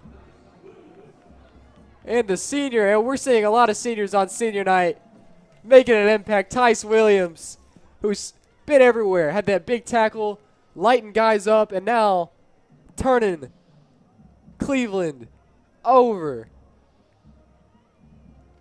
So we've seen a Devondre McGee interception, we've seen a Mark Jones interception, and now we've seen a Tice Williams interception. So everybody on this defense getting involved. And it looks like we are going to see Cameron Nunley, the freshman, who's Christian's brother, in at quarterback. So it looks like we're seeing some of the backups come in. Tatum Bell to his left. We got 2 receivers up top, 2 receivers down low.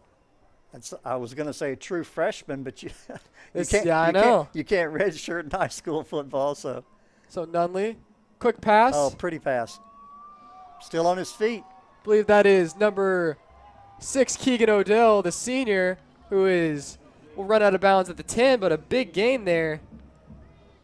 Came in and threw a pass as if he's been in there all night. He's from when he has played, he looks very calm and composed in the pocket for a freshman on varsity. Yes. You don't see that very often. No, you don't. I believe he is the only freshman on varsity on this roster. You look down and you see that 9. Nunley looks left, rolls left. He is a southpaw, and will just go down with it as a sack for Cleveland. Number 67, Jesse Martinez with the sack. But Nunley, wise to go down there. Don't want to force anything and have a turnover in the red zone. Right, one of those where the best play is to hold the ball if you can't throw it out of bounds. We see Bell in the backfield as he'll take the big handoff. Hole, big hole. And he's just short, but there is a flag on the play right around the 17-yard line. But still a hard run by Bell. Thrown by the referee, a holding call. So that will harm the drive of Conroe. Offense, number 68. 10-yard previous start. Wait for down. We're leading at 49-0 at this point. That will probably just make it easier for Conroe to run out the clock here to end the half. So moves him back 10 yards. Still second down, though. We might see their third string quarterback before the night's I over. actually don't know if they have a third string quarterback. And so it's a handoff to Bell. And we'll see where they mark him. It looks like they're going to say it was a loss of 1 there. So that pushes it back to the 24-yard line. But going back to their backup quarterback, there was talks if when Christian Nunley was out, when Cam Nunley was in there, who the emergency quarterback, and I believe the emergency quarterback is kicker Arjit Singh. And it looks like somebody jumped off sides. It's going to be a free play. End zone. Got him open. 15. Did he come down with it? Still waiting for an He indication. did! Yes. Touchdown! I believe that's Zachary Allen. That's just a 50-50 ball, and he comes down with it. I can't believe he caught that one. That was a pretty pass for a freshman to throw. Obviously, Conroe will decline the offsides penalty to take the touchdown. Let's see the replay on that one. Oh, my goodness. Goes up there and gets it. Zachary Allen.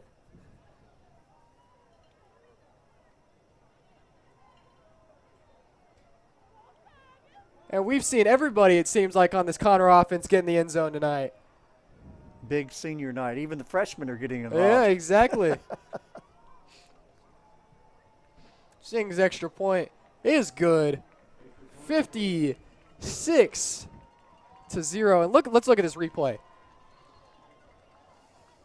He jumps over. Got 1 foot down. Basically reaches over the defender's head. But you want to save some of those for next week. Oh, absolutely. But it's been a fun night here at Buddy Moorhead Stadium. 38 seconds left to go. I think the rain's beginning to fall pretty good again. I see a lot of umbrellas. Yep, we can see heavy rain falling.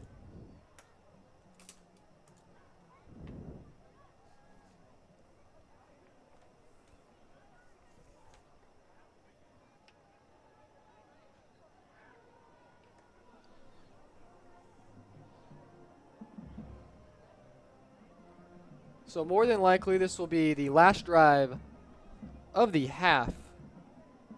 Might be the last play. I'm sure Cleveland is going to send back Medina and Harrison again.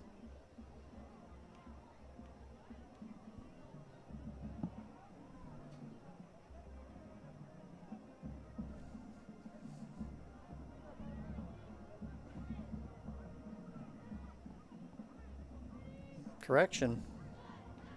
Yeah, Harrison. So Arjit Singh back to kick. Been a very busy man tonight with all the points scored. A little bit of wind out there tonight now with that rain. So kicks it to the right side. We field it at the 10. Harrison tries to make a move. Breaks a tackle. And tries to do a spin move and will pick up some bonus yards from a friendly tackle by Conroe, as they will get field position to start across Conroe's 25, marked at the Conroe 29. Yeah, it was Isaiah Harrison. So they're starting at their own 29. 30 seconds left to go in the first half. See what they want to draw up here, if they will just one run play, take it into halftime, or if they try to put some points on the board here. 30 seconds on the game clock, 25, of course, on the play clock. So looks like we'll see. This might be our final game of the first half, our final play of the first half. As it is a handoff to Corey Counselor. For a now gain we've of got 1. 18 counting down on the game clock, and 25 seconds play clock hasn't started, so it appears it'll be up to them if they want to run another play. Looks like they're probably going to let the clock run out. So that'll bring us to the conclusion of what has been a high-scoring first half for Conroe. 56-0. Heading into halftime, Cleveland will receive. But make sure you stay tuned for the performances by both of these bands, as both of these bands look very large. I know they put in just as much time as these football players, and also I know Conroe had the Dancing Dolls perform, and it is senior night, so we'll see some senior festivities. I know the band, some senior parents are going to be involved in the show, so that'll be exciting to watch. So make sure you stay tuned for the halftime show. I'm Sam Orwich alongside David Laney. We'll join you back. Yeah, we'll turn up the field mics yes, so maybe we they will. can get a better.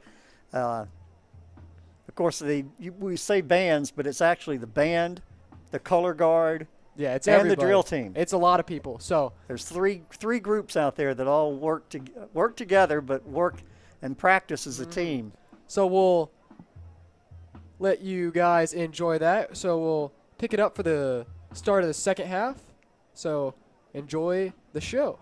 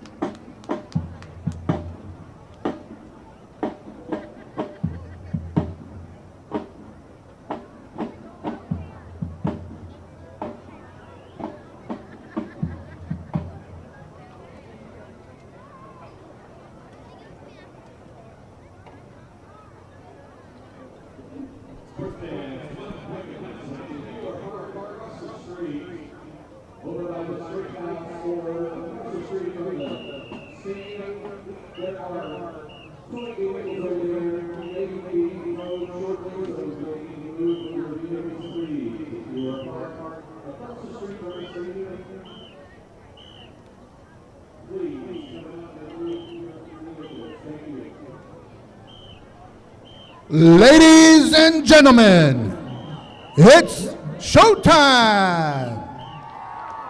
Introducing the pride of Conroe, the Conroe High School Golden Girls, under the direction of Victoria Farrell, Assistant Hillary Britton, and Assistant Emily Mendoza. The Golden Girls and Goldies would like to thank their top Tiger sponsors, A-Line Logistics, the BIM firm PLLC, Center for Justice and Research, Deco Brave Digital Design Studio, Double All Tires, Pool Works Conroe, True Texas Solar, Dennis Norman Lake Conroe Law, S. Thomas Construction, and Rock Solid Precast for their support.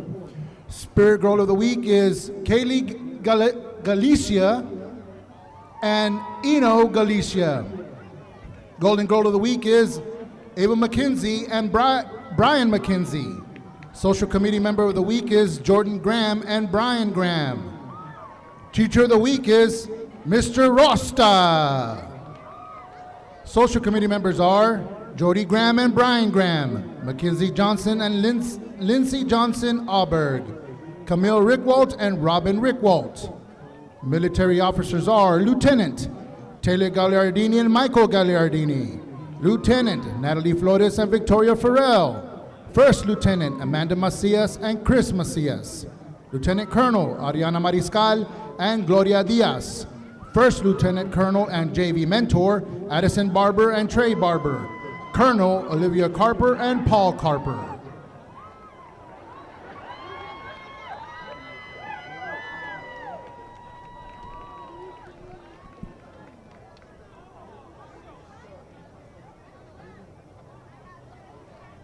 Golden Girls and Goldies are excited to perform a special routine with their super parents. Take it away, Golden Girls!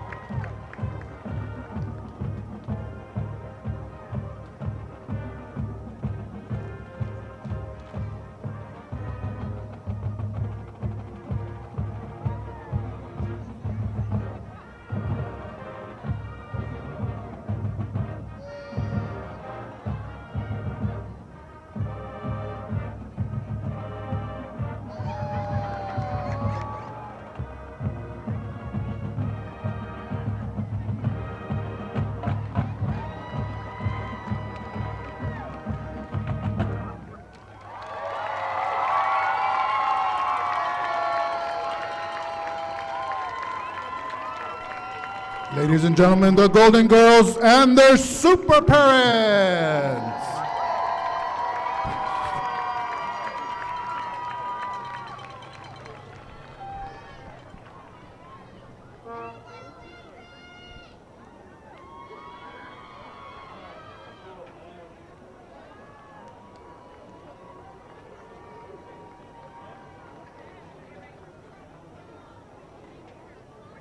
Here they are, celebrating one of the greatest academic traditions in Texas since 1900, under the leadership of Principal Dr. Tasha Smith, along with Dr. Curtis Knoll, Superintendent of Conroe ISD, celebrating 130 years of excellence, proudly present one of the oldest bands in Texas as it celebrates its 94th birthday this year.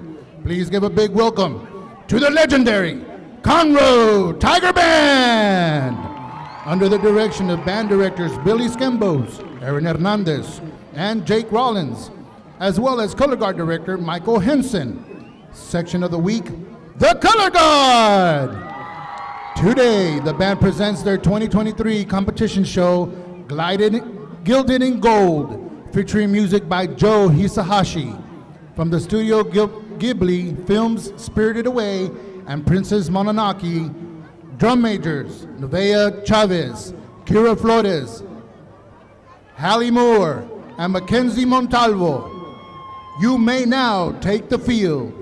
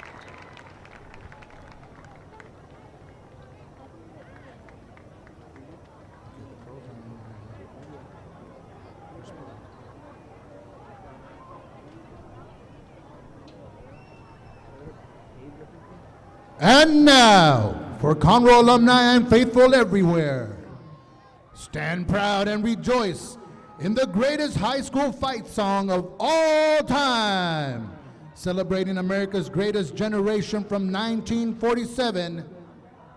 Here is Ed Cannon's Tiger Boogie!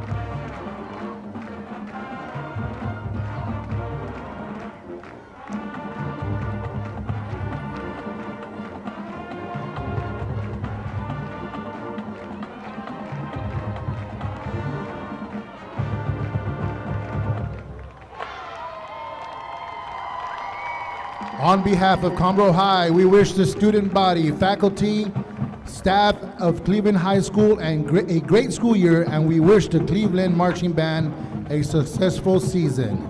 The Conroe Tiger Band would like to extend special thanks to the administration of Conroe High School and Conroe ISD for their incredible support. We would like to also thank all of the band parents and band boosters for their tireless efforts of supporting the band in their efforts to reach new heights. And finally, a special thank you to our corporate sponsors, Buckaloo Chevrolet and Woodforest National Bank. Our top Tiger tier, Raising Cane's and McKenzie Barbecue. Our Tiger tier, Conroe Medicap, Pool Custom Ironworks, and Woodlands Family Chiropractic. On our Cub tier, Better Than Best AC, Woodforest YCFC, Texas Agent Amber, Rothko Tree Services, and Pet Bar Conroe at our white tier. Sick 'em, Tigers!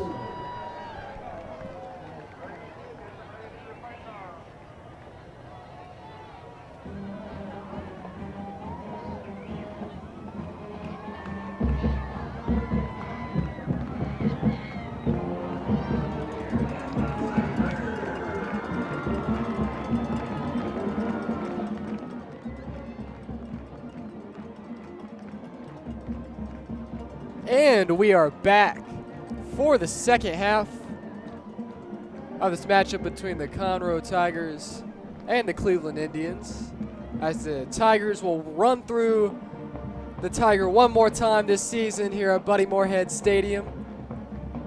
With the green eyes all lighting up, they'll run through it next week, just not here. But it's got to be a good feeling down there on that sideline, knowing you got a comfortable lead, and since it's the almost start of our half, seems like the New Caney College Park game is probably, second half is probably underway. And score alert, College Park put up 7 on the board, so they have the lead, 14-10 over New Caney. 9 minutes left to go in the third quarter. And what did I tell you? That's good news for Conroe fans right there. It is. We'll keep a close eye on that. Definitely will. So that is. So you think we'll see many of the starters in the second half for Conroe? I think we probably will see more of the guys that don't get to see the field as much. So I'd like to see that third string quarterback that you said doesn't exist. We might, yeah, I'm fairly certain the emergency quarterback is Arjit Singh, the kicker. I'm glad it never got down to that situation of where they had to put in the third string quarterback, but they may do it tonight. But it's this very good opportunity for freshman quarterback Cam Nunley to get some good valuable reps. He started 3 games when his brother was injured, and honestly he performed very well against some tough defenses. Played the second half of the Woodlands game, played the whole game against Oak Ridge, and where you put up over 20 points against that Oak Ridge defense is very, very successful.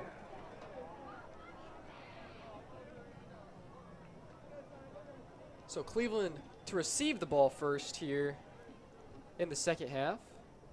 Medina and Harrison back to receive. Good driving kick. And Cleveland will watch it go into the end zone for a touchback. And so we'll start this second half from the Cleveland 25.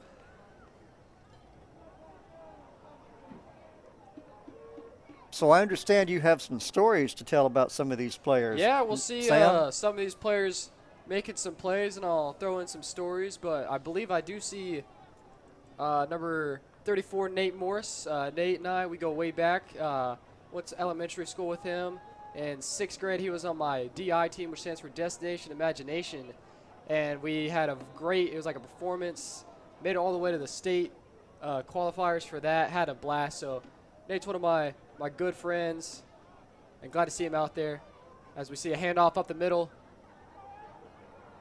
Looks like that Conroe defense did not. I think that there he is, Nate Morris, as we were talking about. It makes a tackle there.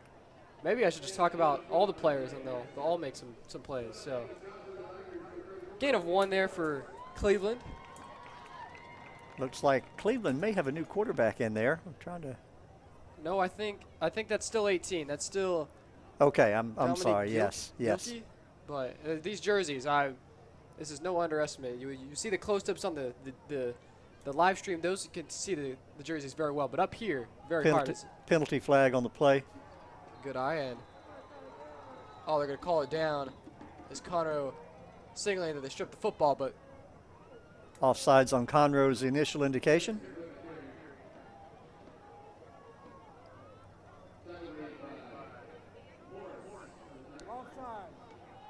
So 5-yard penalty. Yeah, that Destination Imagination is a very good program.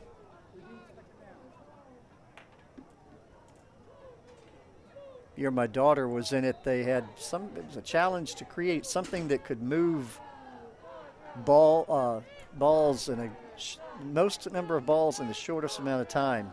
Most of them were using leaf blowers. Yeah, it was a very interesting program. I had a lot of fun, and it's going to be a handoff back up the middle for Cleveland. I believe that is Harrison on the carry. Picks up about 4 yards, and it'll bring up a 3rd and short here for Cleveland. Bring up 3rd and 2 from the Cleveland 33.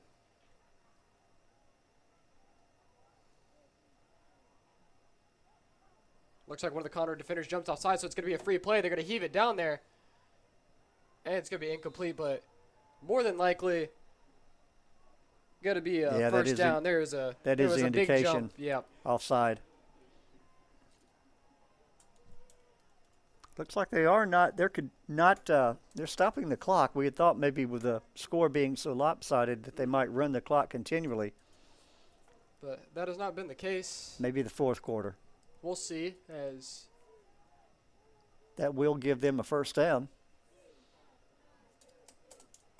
So Cleveland picking up the first down of the half a lot earlier than they picked up the first down of the first half. You know, Gilkey being a left-hander, would you say you don't really see many left-handed quarterbacks? I would say so, but over on the Conroe side, backup quarterback Cam Nunley is also a southpaw. So, but very rare to see left-handed quarterbacks in the high school level. It's very rare to see him in the NFL as well. I believe Tua is the only starting quarterback who is left-handed. If you think of some of the great left-handed quarterbacks, Michael Vick.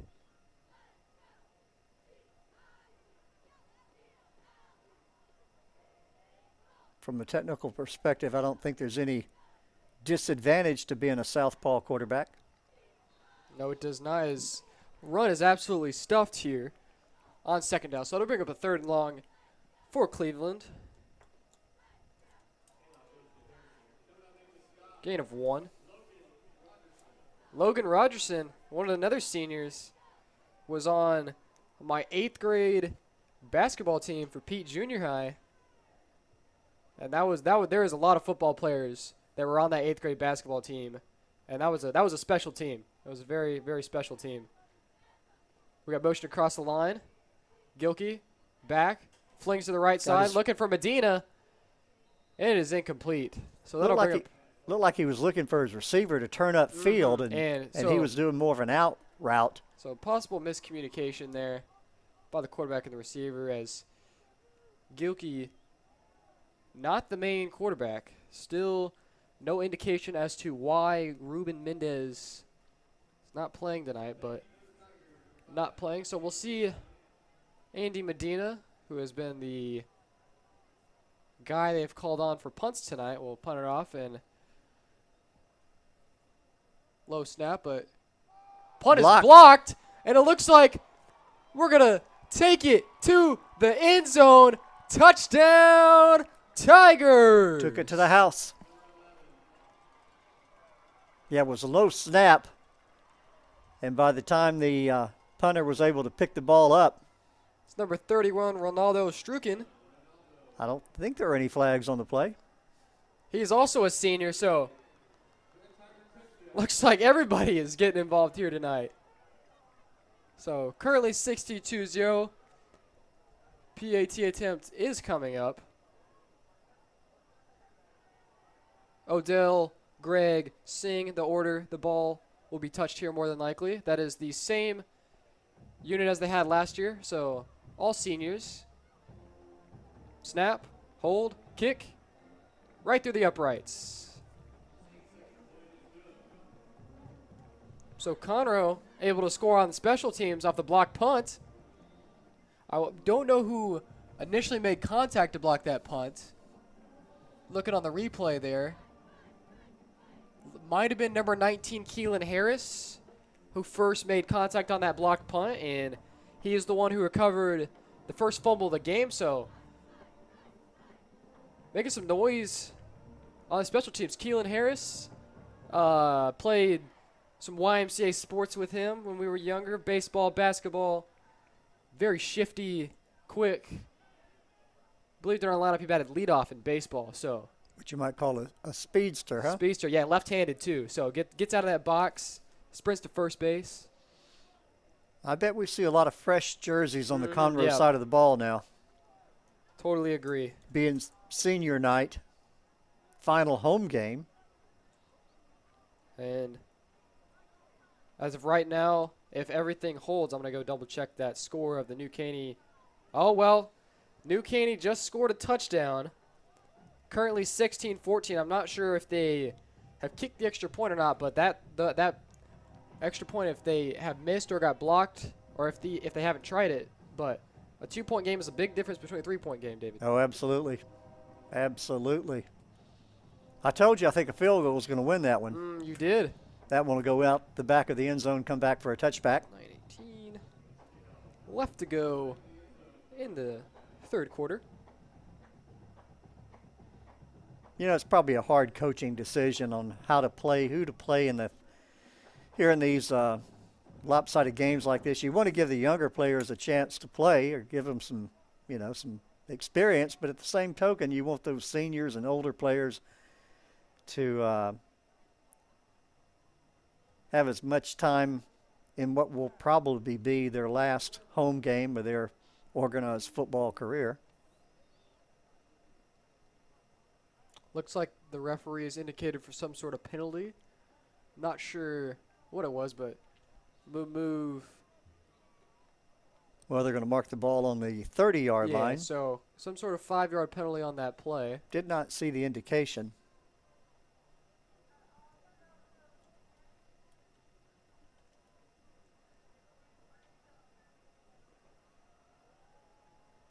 I might be going to mark this off against Cleveland. They're just going to spot it at the 25 where drive would have originally started, so not sure what all's going down on the field. We are very high up. Highest point in the stadium, I believe, they can get. Beautiful view. You can see both the softball and the baseball field from here. Yeah, CISD has really made some great improvements to the facilities here at Conroe High School. The renovations from the previous bond. And I know that the new bond election is coming up for the... I believe most of the new bond is going towards school. It is. New schools, and the growth. Montgomery County has just exploded in growth. It's going to be incomplete. He was lucky he didn't have that one intercepted. Number 30, Scott Renville. Also no Scott. 9:10 left in the third quarter and counting. Looks like they may be letting the clock run now continually. Yeah, it looks like that because of that incomplete pass did not stop the clock. Be a handoff to the right side. Able to get some positive yards, a gain of 2.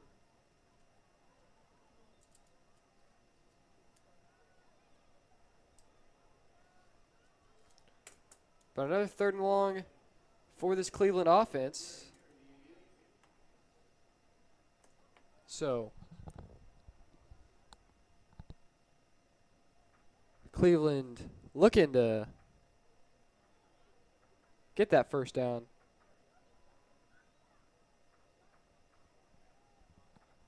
But we do see a lot of new players out there for this Conroe defense, as it's going to be a quarterback keeper to the left side. Tackled. Strung that out really well. Number 27 on the tackle for Conroe. Strung that play out very well. Bring up a 4th down.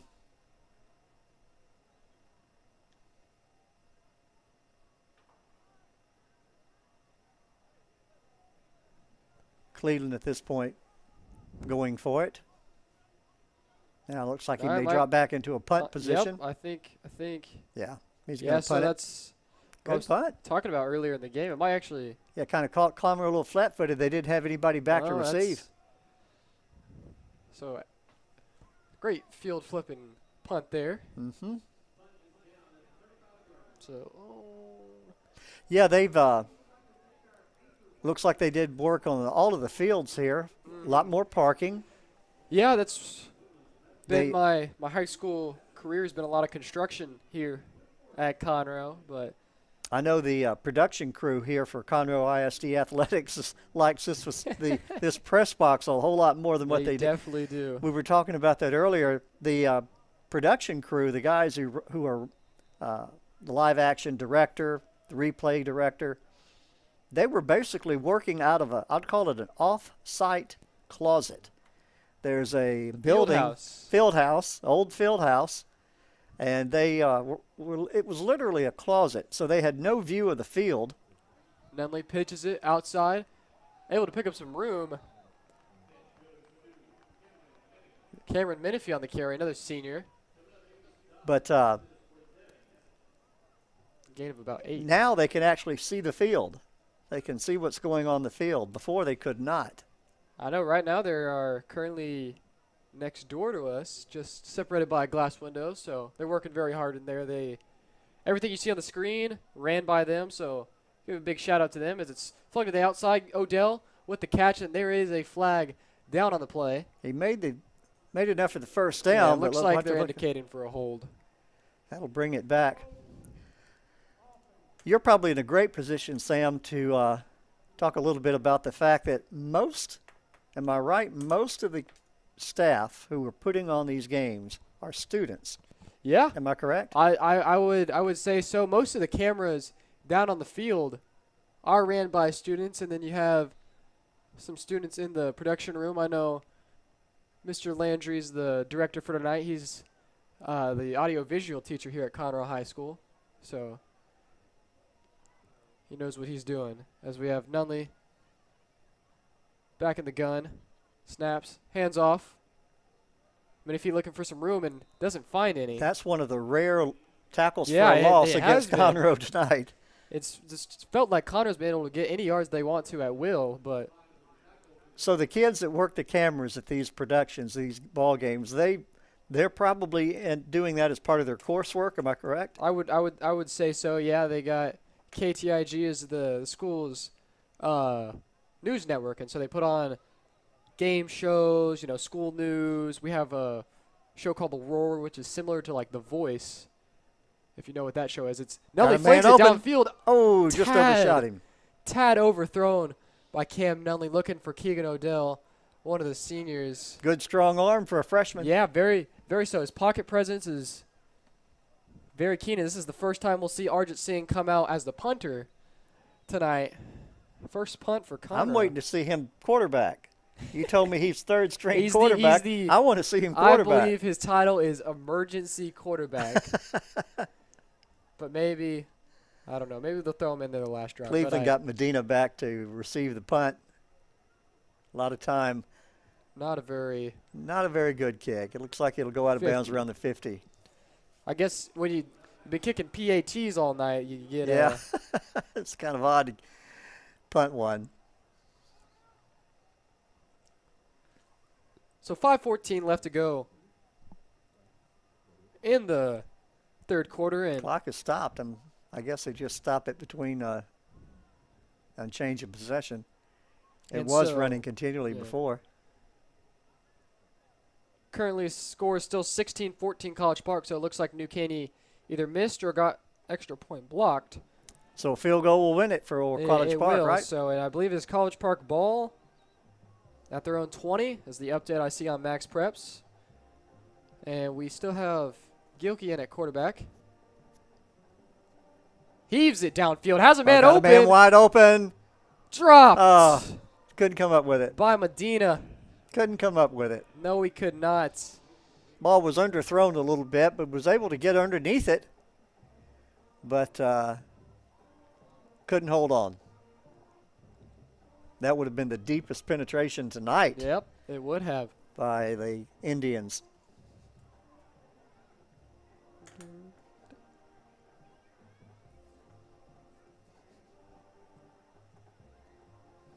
So see Gilkey still back there. Consolero back there with him. It's going to be a quick screen pass to him. Caught good fingertip catch. Just falls down, and I think he's able to get back to the line of scrimmage, so that's going to be. Corey Counselor on that reception. Reached out and grabbed it with fingertips. Yeah, that's how I believe that's how you taught how to catch a football, just with the fingertips. A lot of kids, especially at this level, they want to try to catch the ball with their body. Mm-hmm. And you need to use the hands. Use the hands. So another third down for Cleveland.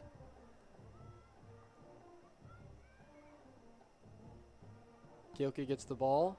Has some time. Being pressured. Has to scramble out right. Crossbody throw. Good cut. Pass. And he'll fight for the first down. And that is going to be a Cleveland first down. moving into Conroe territory. You got to give the kid credit on that one, Sam. Yeah, that is as a southpaw when you're rolling right, that crossbody throw is very difficult. Yeah, well, and the receiver too. I mean, they're getting beat 63-0, and he's fighting for yardage as if it's 3 points behind. So very impressive first down there by Cleveland. So that'll move him to the Conroe 36. And we'll see snap. Handoff up the middle. Tries to bounce it out right side, but is absolutely stuffed at the line of scrimmage. Mendez, the carrier there.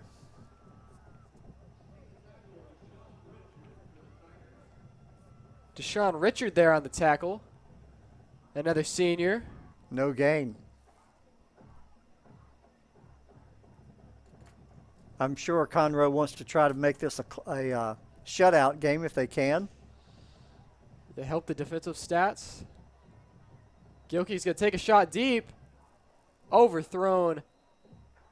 As the receiver in the corner there were playing handsies running down the field. So. Yeah. But that'll bring up another 3rd and long for Cleveland. Yeah, clock running continually now. Watching at the sideline for the play. I suspect we will probably finish this game before that game. I agree. I think we New will Caney. because they have 1 minute left in the 3rd quarter. So that'll definitely be a game we'll be continuing to track as this game goes on. Gilkey's got to have to scramble out right. Got some room. He's got some legs. Got the first down and more. Pushed out of bounds right at the 20-yard line. So inside Conroe's red zone for the first time tonight. Gilkey feels the pressure and is able to pick it up with his legs. And we really haven't got to see his speed tonight, but he's pretty fast. Yeah, this is the deepest penetration for the Indians tonight. Now in the red zone. So seeing if they can capitalize off of a very positive drive as Gilkey's going to play action across the middle, incomplete. Yeah, that was a hard thrown pass. Really didn't have a receiver open. Yeah, he threw it up high enough to see if his receiver could go up and get it, but intended for number 3 Josue Estrada there. But I'm guessing after this play, so this play might be the last play of the 3rd quarter. So I like the form of Gilkey. He throws a good pass. As he takes a snap, he's going to keep it himself. Jukes one defender, jukes another one, and is going to be tackled, and there's a flag. Horse collar. But that is going to be I would say a touchdown saving It was, but it was a horse collar tackle. Yeah, so that's going to take him half the distance. So that foul occurred right around the 6 or 5, so ball will probably be placed around the 2-yard line. But Gilkey's starting to see his running ability here later in the second half, and he's been able to pick up back-to-back chunk plays with his legs.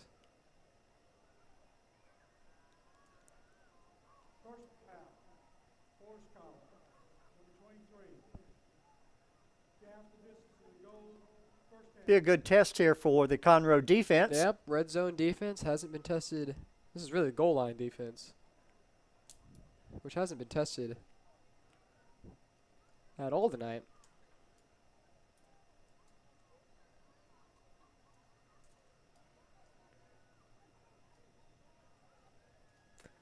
So ball's going to be spotted, I think, at the 4.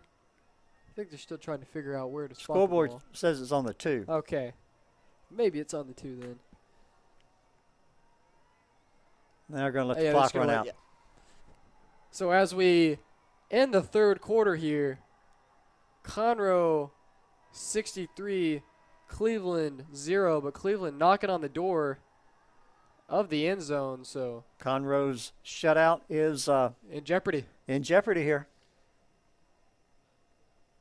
And we've entered the 4th quarter of the New Caney College Park game, where the score is still New Caney 16, College Park 14. So one's going to be a nail biter, and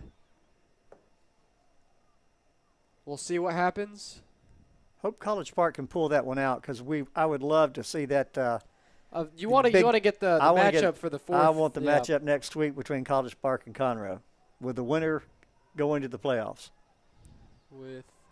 And there's really I don't think there's any home field advantage for either of those schools playing at Wood Forest. No, I don't know. You tell me. Do you think there's a whole thing? That's a good question for you, technically, Sam. I would say technically College Park is the home team. You know, they get the home. They get to sit on the home side. They get the home hype video if they have a hype video. Do you think Conroe kind of feels more at home here than they do? Definitely. I feel like really? this is. I mean, you're right next to the campus. Yeah, that's true. I would say the majority of people live, north. That is true. Either north or east or west. Reason why I say that, I can remember when Buddy Moorhead was the only stadium we had in CISD. That's true. So Cleveland in a very powerful – it's going to be a quarterback keeper. I think he got it in. Do you know what that play reminded me of right there? The Philadelphia Eagles tush push, as they call it. That actually is becoming more popular in football. So, but I think they marked him in the end zone. I actually saw a game the other day. I don't remember where it was, but there was the team lined up in the push.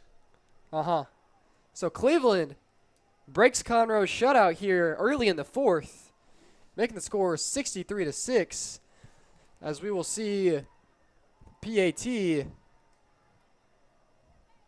from Cleveland.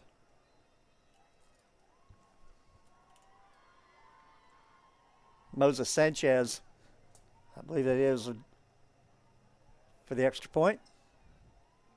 And he splits the uprights. So Cleveland breaks the Conroe shutout, making the score 63-7 here early in the fourth. And I just got an update that New Caney has punted back to College Park. So College Park has the ball starting at their own 30 with 11 minutes left to go in the game. Yeah, still a lot of time. So with this game in the fourth quarter, I'm going to keep you very updated on that College Park game as, very. So what else is going on with Conroe athletics at this point? So basketball season is going to start soon. Volleyball just wrapped up their season this week. So once football gets done, I know Coach Mason, the basketball coach here at Conroe, is ready to get the guys that play football back there in basketball. You got a lot of guys, Nigel Aday on that basketball team, Tice Williams on that basketball team, and what could be a very strong season for the Conroe Tigers when it comes to basketball. Returning 4 of your 5 starters from last year's team. Going to be a heavy senior team. Playing in the new gym as the pit, the historic pit, is no longer the gym. It is no more, huh? Well, it's technically now it's used as the cafeteria area. So, but it's still there. It's called the Pit Cafe. But now we have a new court, which is very, very nice. Still resembles the pit feel. You could still go up to the top. That's why it was called the pit, because you come in on the top floor and it kind of caves down. Tiger pit. So kickoff. Pooch kick. Not a fair catch. Gonna try to make a move. Yeah, it's gonna be brought down right at the 30-yard line, where Conroe will start this drive. Braylon Reese on the return, one of the captains for the game today. Also one of those many, many seniors Conroe has this year. So 11:43 left in the game. And we have a score alert in the College Park New Caney game. College Park able to have a 60-yard touchdown pass to Connor Dunphy, where they have regained the lead with 10 minutes left to go. Currently 20-16, and I believe the extra point is on ensuing. But it looks like Cam Nunley back there 5 wide. Man in motion here. I believe that's Tatum Bell with the ball. Tatum Bell trying to make a big run here on senior night, but there is a flag down. Foot race. But he's got the burners on. breaks the tackle. It's going to be right now a touchdown, but there is a flag. Yeah, we'll have to see the indication. Thrown typically where you see a push in the back. But I'm going to say it. Ring the bell. Tatum Bell.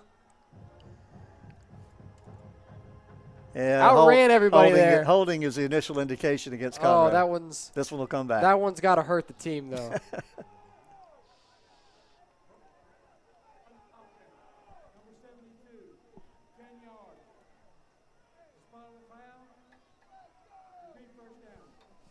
That's going to count in his books, though. It's going to count in his books. I'll talk to him after the game about that one. He's definitely winded now, but give a big shout out to Tatum Bell. One of these. Ring the bell. He's going down the sidelines. So that'll push him back and make it long first down. So.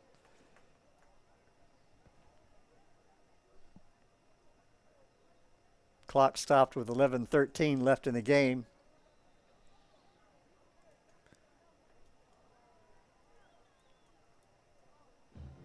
Nunley, quick pass. Odell caught. Little look-in pass. Little slim, breaks the tackle, and he's off to the races across midfield. They won't catch him. And he's going to take it. They won't catch 30, 20, He's 10. Gone. Keegan Odell touchdown on senior night. Another one of those seniors getting involved. We are seeing all these seniors. They're showing their stuff tonight. All right, look at everybody. The Conroe sideline pumped up. And the Conroe band even has the spectators into this one. Cam Nunley, the freshman quarterback, on a quick little slant route to Keegan Odell, and Odell able to evade multiple tackles and take it to the house.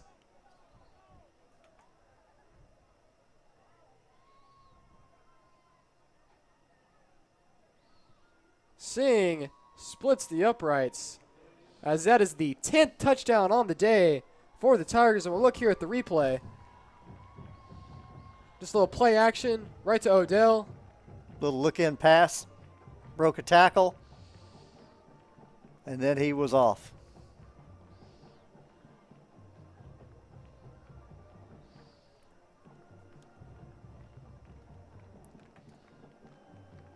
So big night here for the Tigers. On senior night. Mm-hmm. What a night to do it on.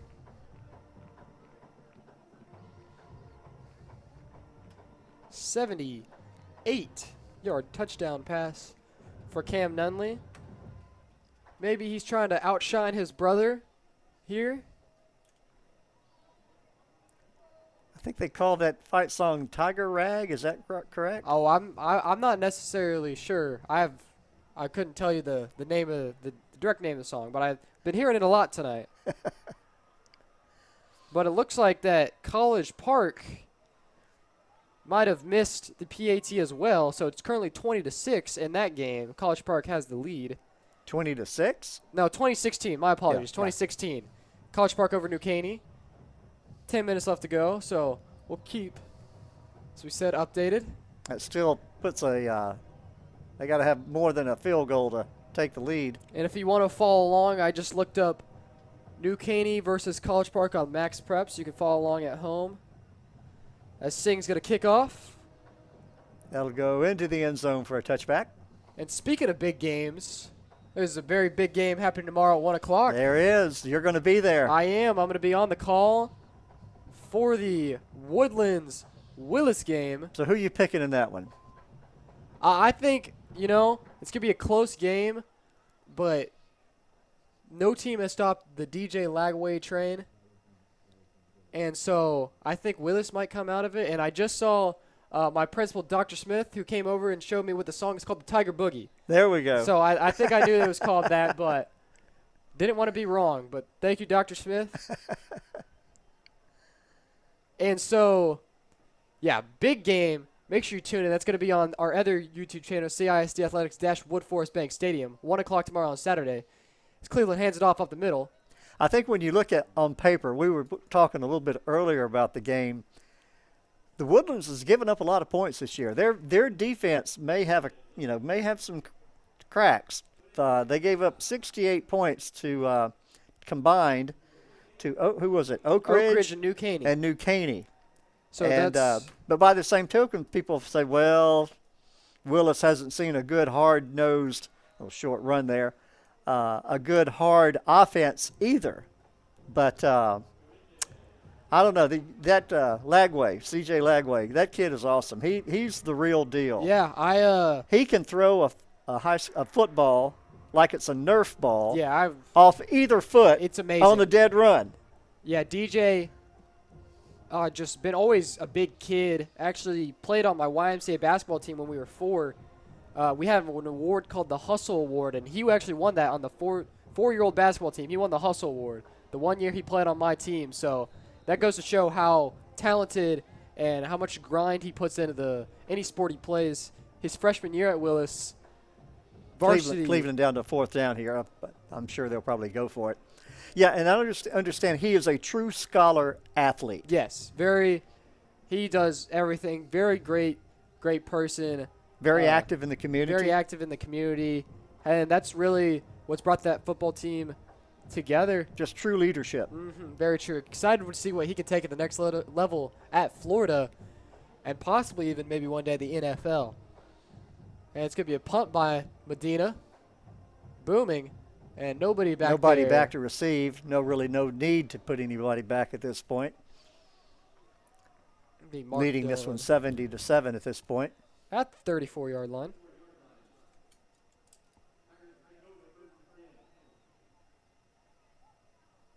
Yeah, you and Jeremy McGrail will be covering that game tomorrow for Conroe ISD Athletics.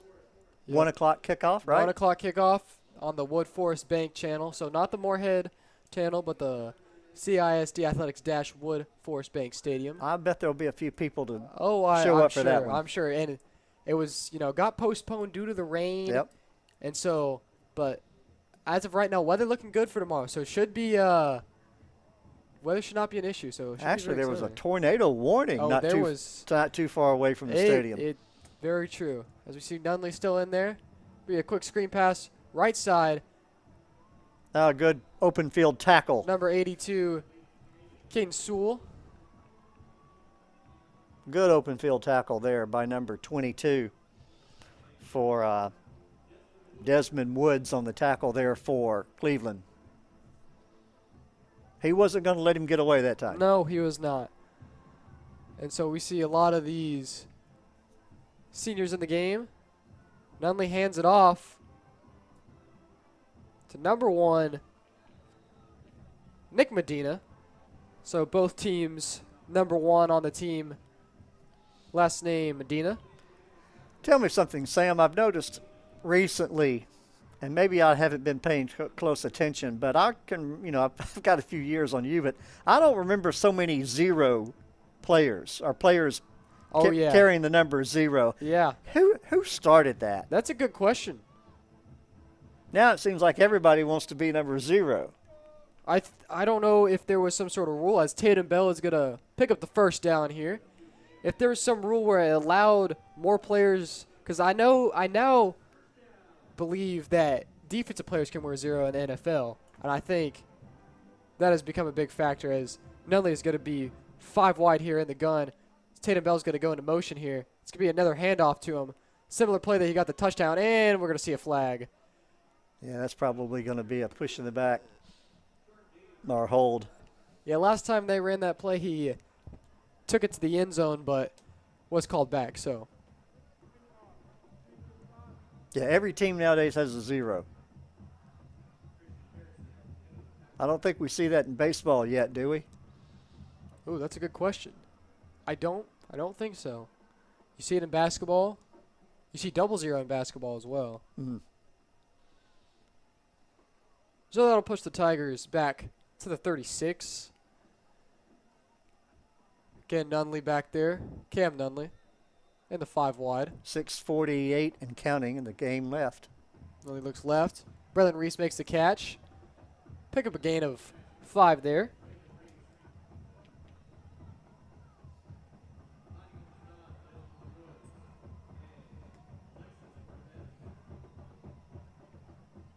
Trying to think if there's any big college games tomorrow. I think it's a down week for Yeah. big games in college, so that makes it even worth your while to check in on the Willis Woodlands game tomorrow at 1 o'clock. That's going to be a barn burner.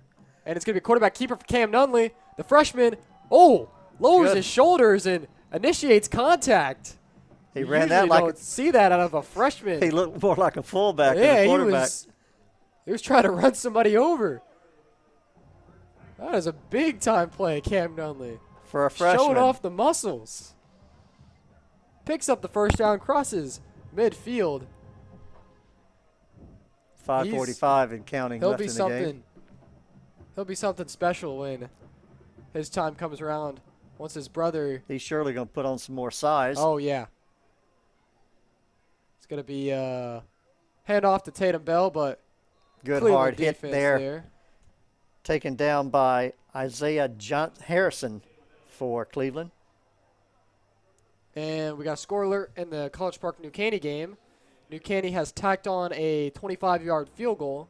So the score is 20 for College Park and 19 for New Caney. Oh, boy. 8 minutes left to go in the fourth quarter. How Man, much, how much time? 8 minutes left to go in the fourth quarter. Nunley. Quick pass to the left side. That's number 80. Believe that is Kellen Gregg, and it is one of my He'll be short of the first really down. good friends. I was talking to him today about football.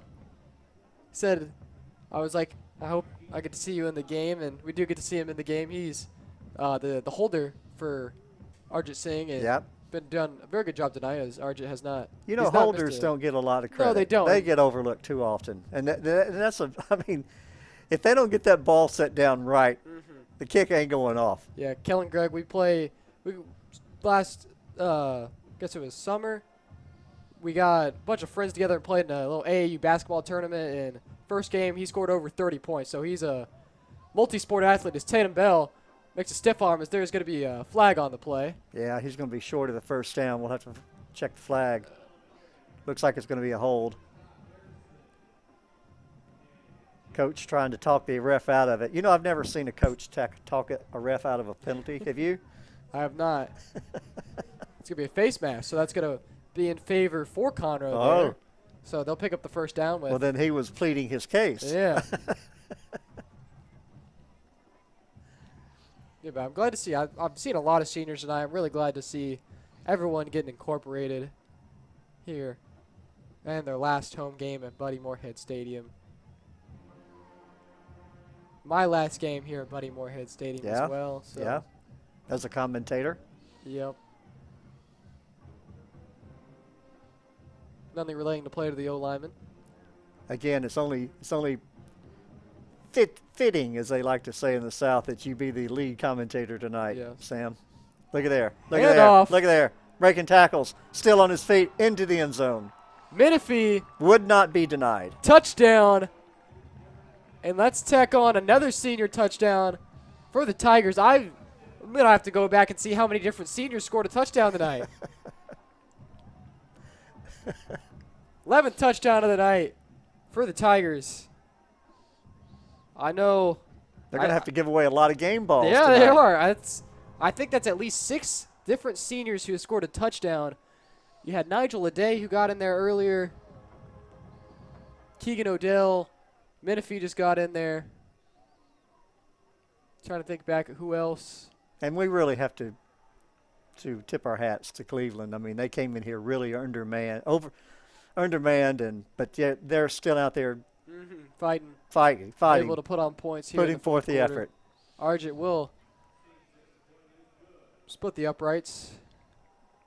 Arjit was on that Pete basketball team I talked about. He was on that as well. So. Yeah, there's something to be said about losing with dignity, losing with honor. It's easy to win with dignity, but losing with dignity is, I can think of a few college teams can take some lessons in that. It's very true. Have a penalty on the play. I think they'll mark it off on the kickoff.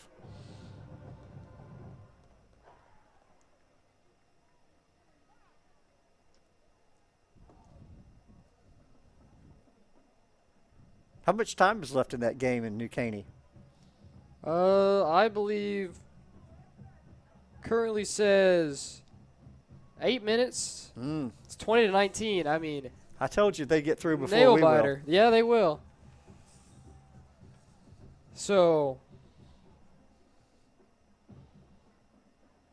yeah, unsportsmanlike conduct is the call against Conroe, and they'll be marked off on the kickoff, so they'll probably kick from the 25-yard line.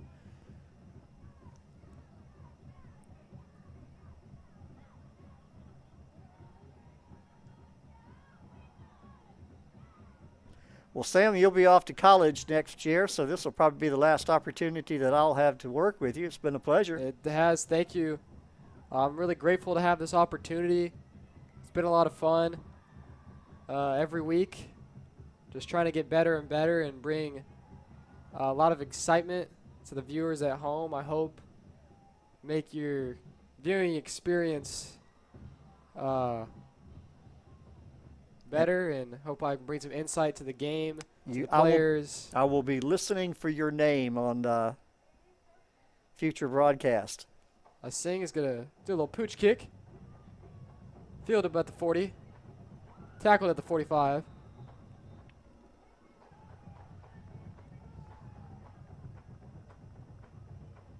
You know, we really, as commentators, we really are in a fortunate position to have such an outstanding production team. You know more about these production teams than I do, being a student here and knowing many of these people who put on these broadcasts, but they do an outstanding job. Yeah, absolutely. They get here probably an hour and a half before kickoff, have to go set up the cameras. So there's a lot of stuff done behind the scenes. So give a big shout out to them, working in the production room, directors, people that put stuff up on the video board. I believe Cassidy Conroy is our supervisor tonight. Am I right? I saw her earlier. I think so. This is going to be a handoff for Cleveland for a gain of 1 as we are approaching under a minute. Well, I'm going to be watching tomorrow afternoon when that game comes on. Looking forward to seeing you or hearing you and Jeremy. It should be a classic. 2 of the top teams in the state. I can't think of a bigger district game in recent years. It's Cleveland trying to bounce it out to the outside. Yeah, thinking I got a little bit of a tackle, but yeah, tackled a little late out of bounds, but not one of those aggressive ones you often see. So we'll take a quick check at the College Park New Caney score. There's 4 minutes now in that game. And College Park has just tacked on a touchdown. So they have the 26-19 lead over New Caney. As Cleveland's going to take a shot deep. Believe it's caught. Yes, he has it. Catch. So Cleveland picking up a big-time play, but that'll take us to the end of the game. We've got a lot of excitement going on right now. So to close out the game on senior night, Conroe closes it out and beats Cleveland 77-7. We got 7s all around. And so Conroe closes it out. College Park currently up on New Caney 27-19. So if that score holds, we will see next week Wood Forest Stadium, Conroe versus College Park for the 4th place in the district. And final position. Final position for the playoffs. Are you going to be calling that game I too? am calling that game. Oh, boy. It's going to be an exciting one. So just if you want to keep tuned into that game, just look it up on Max Preps. They got College Park currently holding an 8-point lead with 4 minutes left to go. So New Caney would have to go for 2, convert in order to stay alive in that game. But, man, what a senior night for them Conroe Tigers tonight. Absolutely. Well, again, it's been a pleasure, Sam. I wish you the best. And on behalf of Sam, myself, David Laney, and the production team, Cassidy Conroy and all of her team, it's been a pleasure. It's been a lot. So and we got 1 week left. 1 week left. Right? Week 11. We're going to have And then As there'll of right probably now. be some audio. I think we get audio only of some of the playoff Yes, games. we Am do. I right? We don't. I don't think we have the rights to the to Video. stream the playoff games, but we have the audio for you. But thank you for tuning in tonight to this senior night game for the Tigers. I'm Sam Ulrich, alongside David Laney. It was a pleasure working with you, David. It was. And we had a lot of Likewise. fun tonight, Likewise. didn't we? We did. We had a lot of fun. We had a lot of fun. And so these kids will remember this one for a long time. Yeah, I'll remember this one for a long time. This is my senior night. So, signing off here from the legendary Buddy Moorhead Stadium. If y'all are watching at home, y'all have a fantastic weekend. Make sure if you have time, tune into that Willis Woodlands game. If you're not home, get home safe. Have a great weekend, and I hope you turn in to the games next week, which might have a very pivotal playoff game next week, College Park versus Conroe. But I am Sam Ulrich, and we are signing off here from Buddy Moorhead Stadium. Thank you for watching.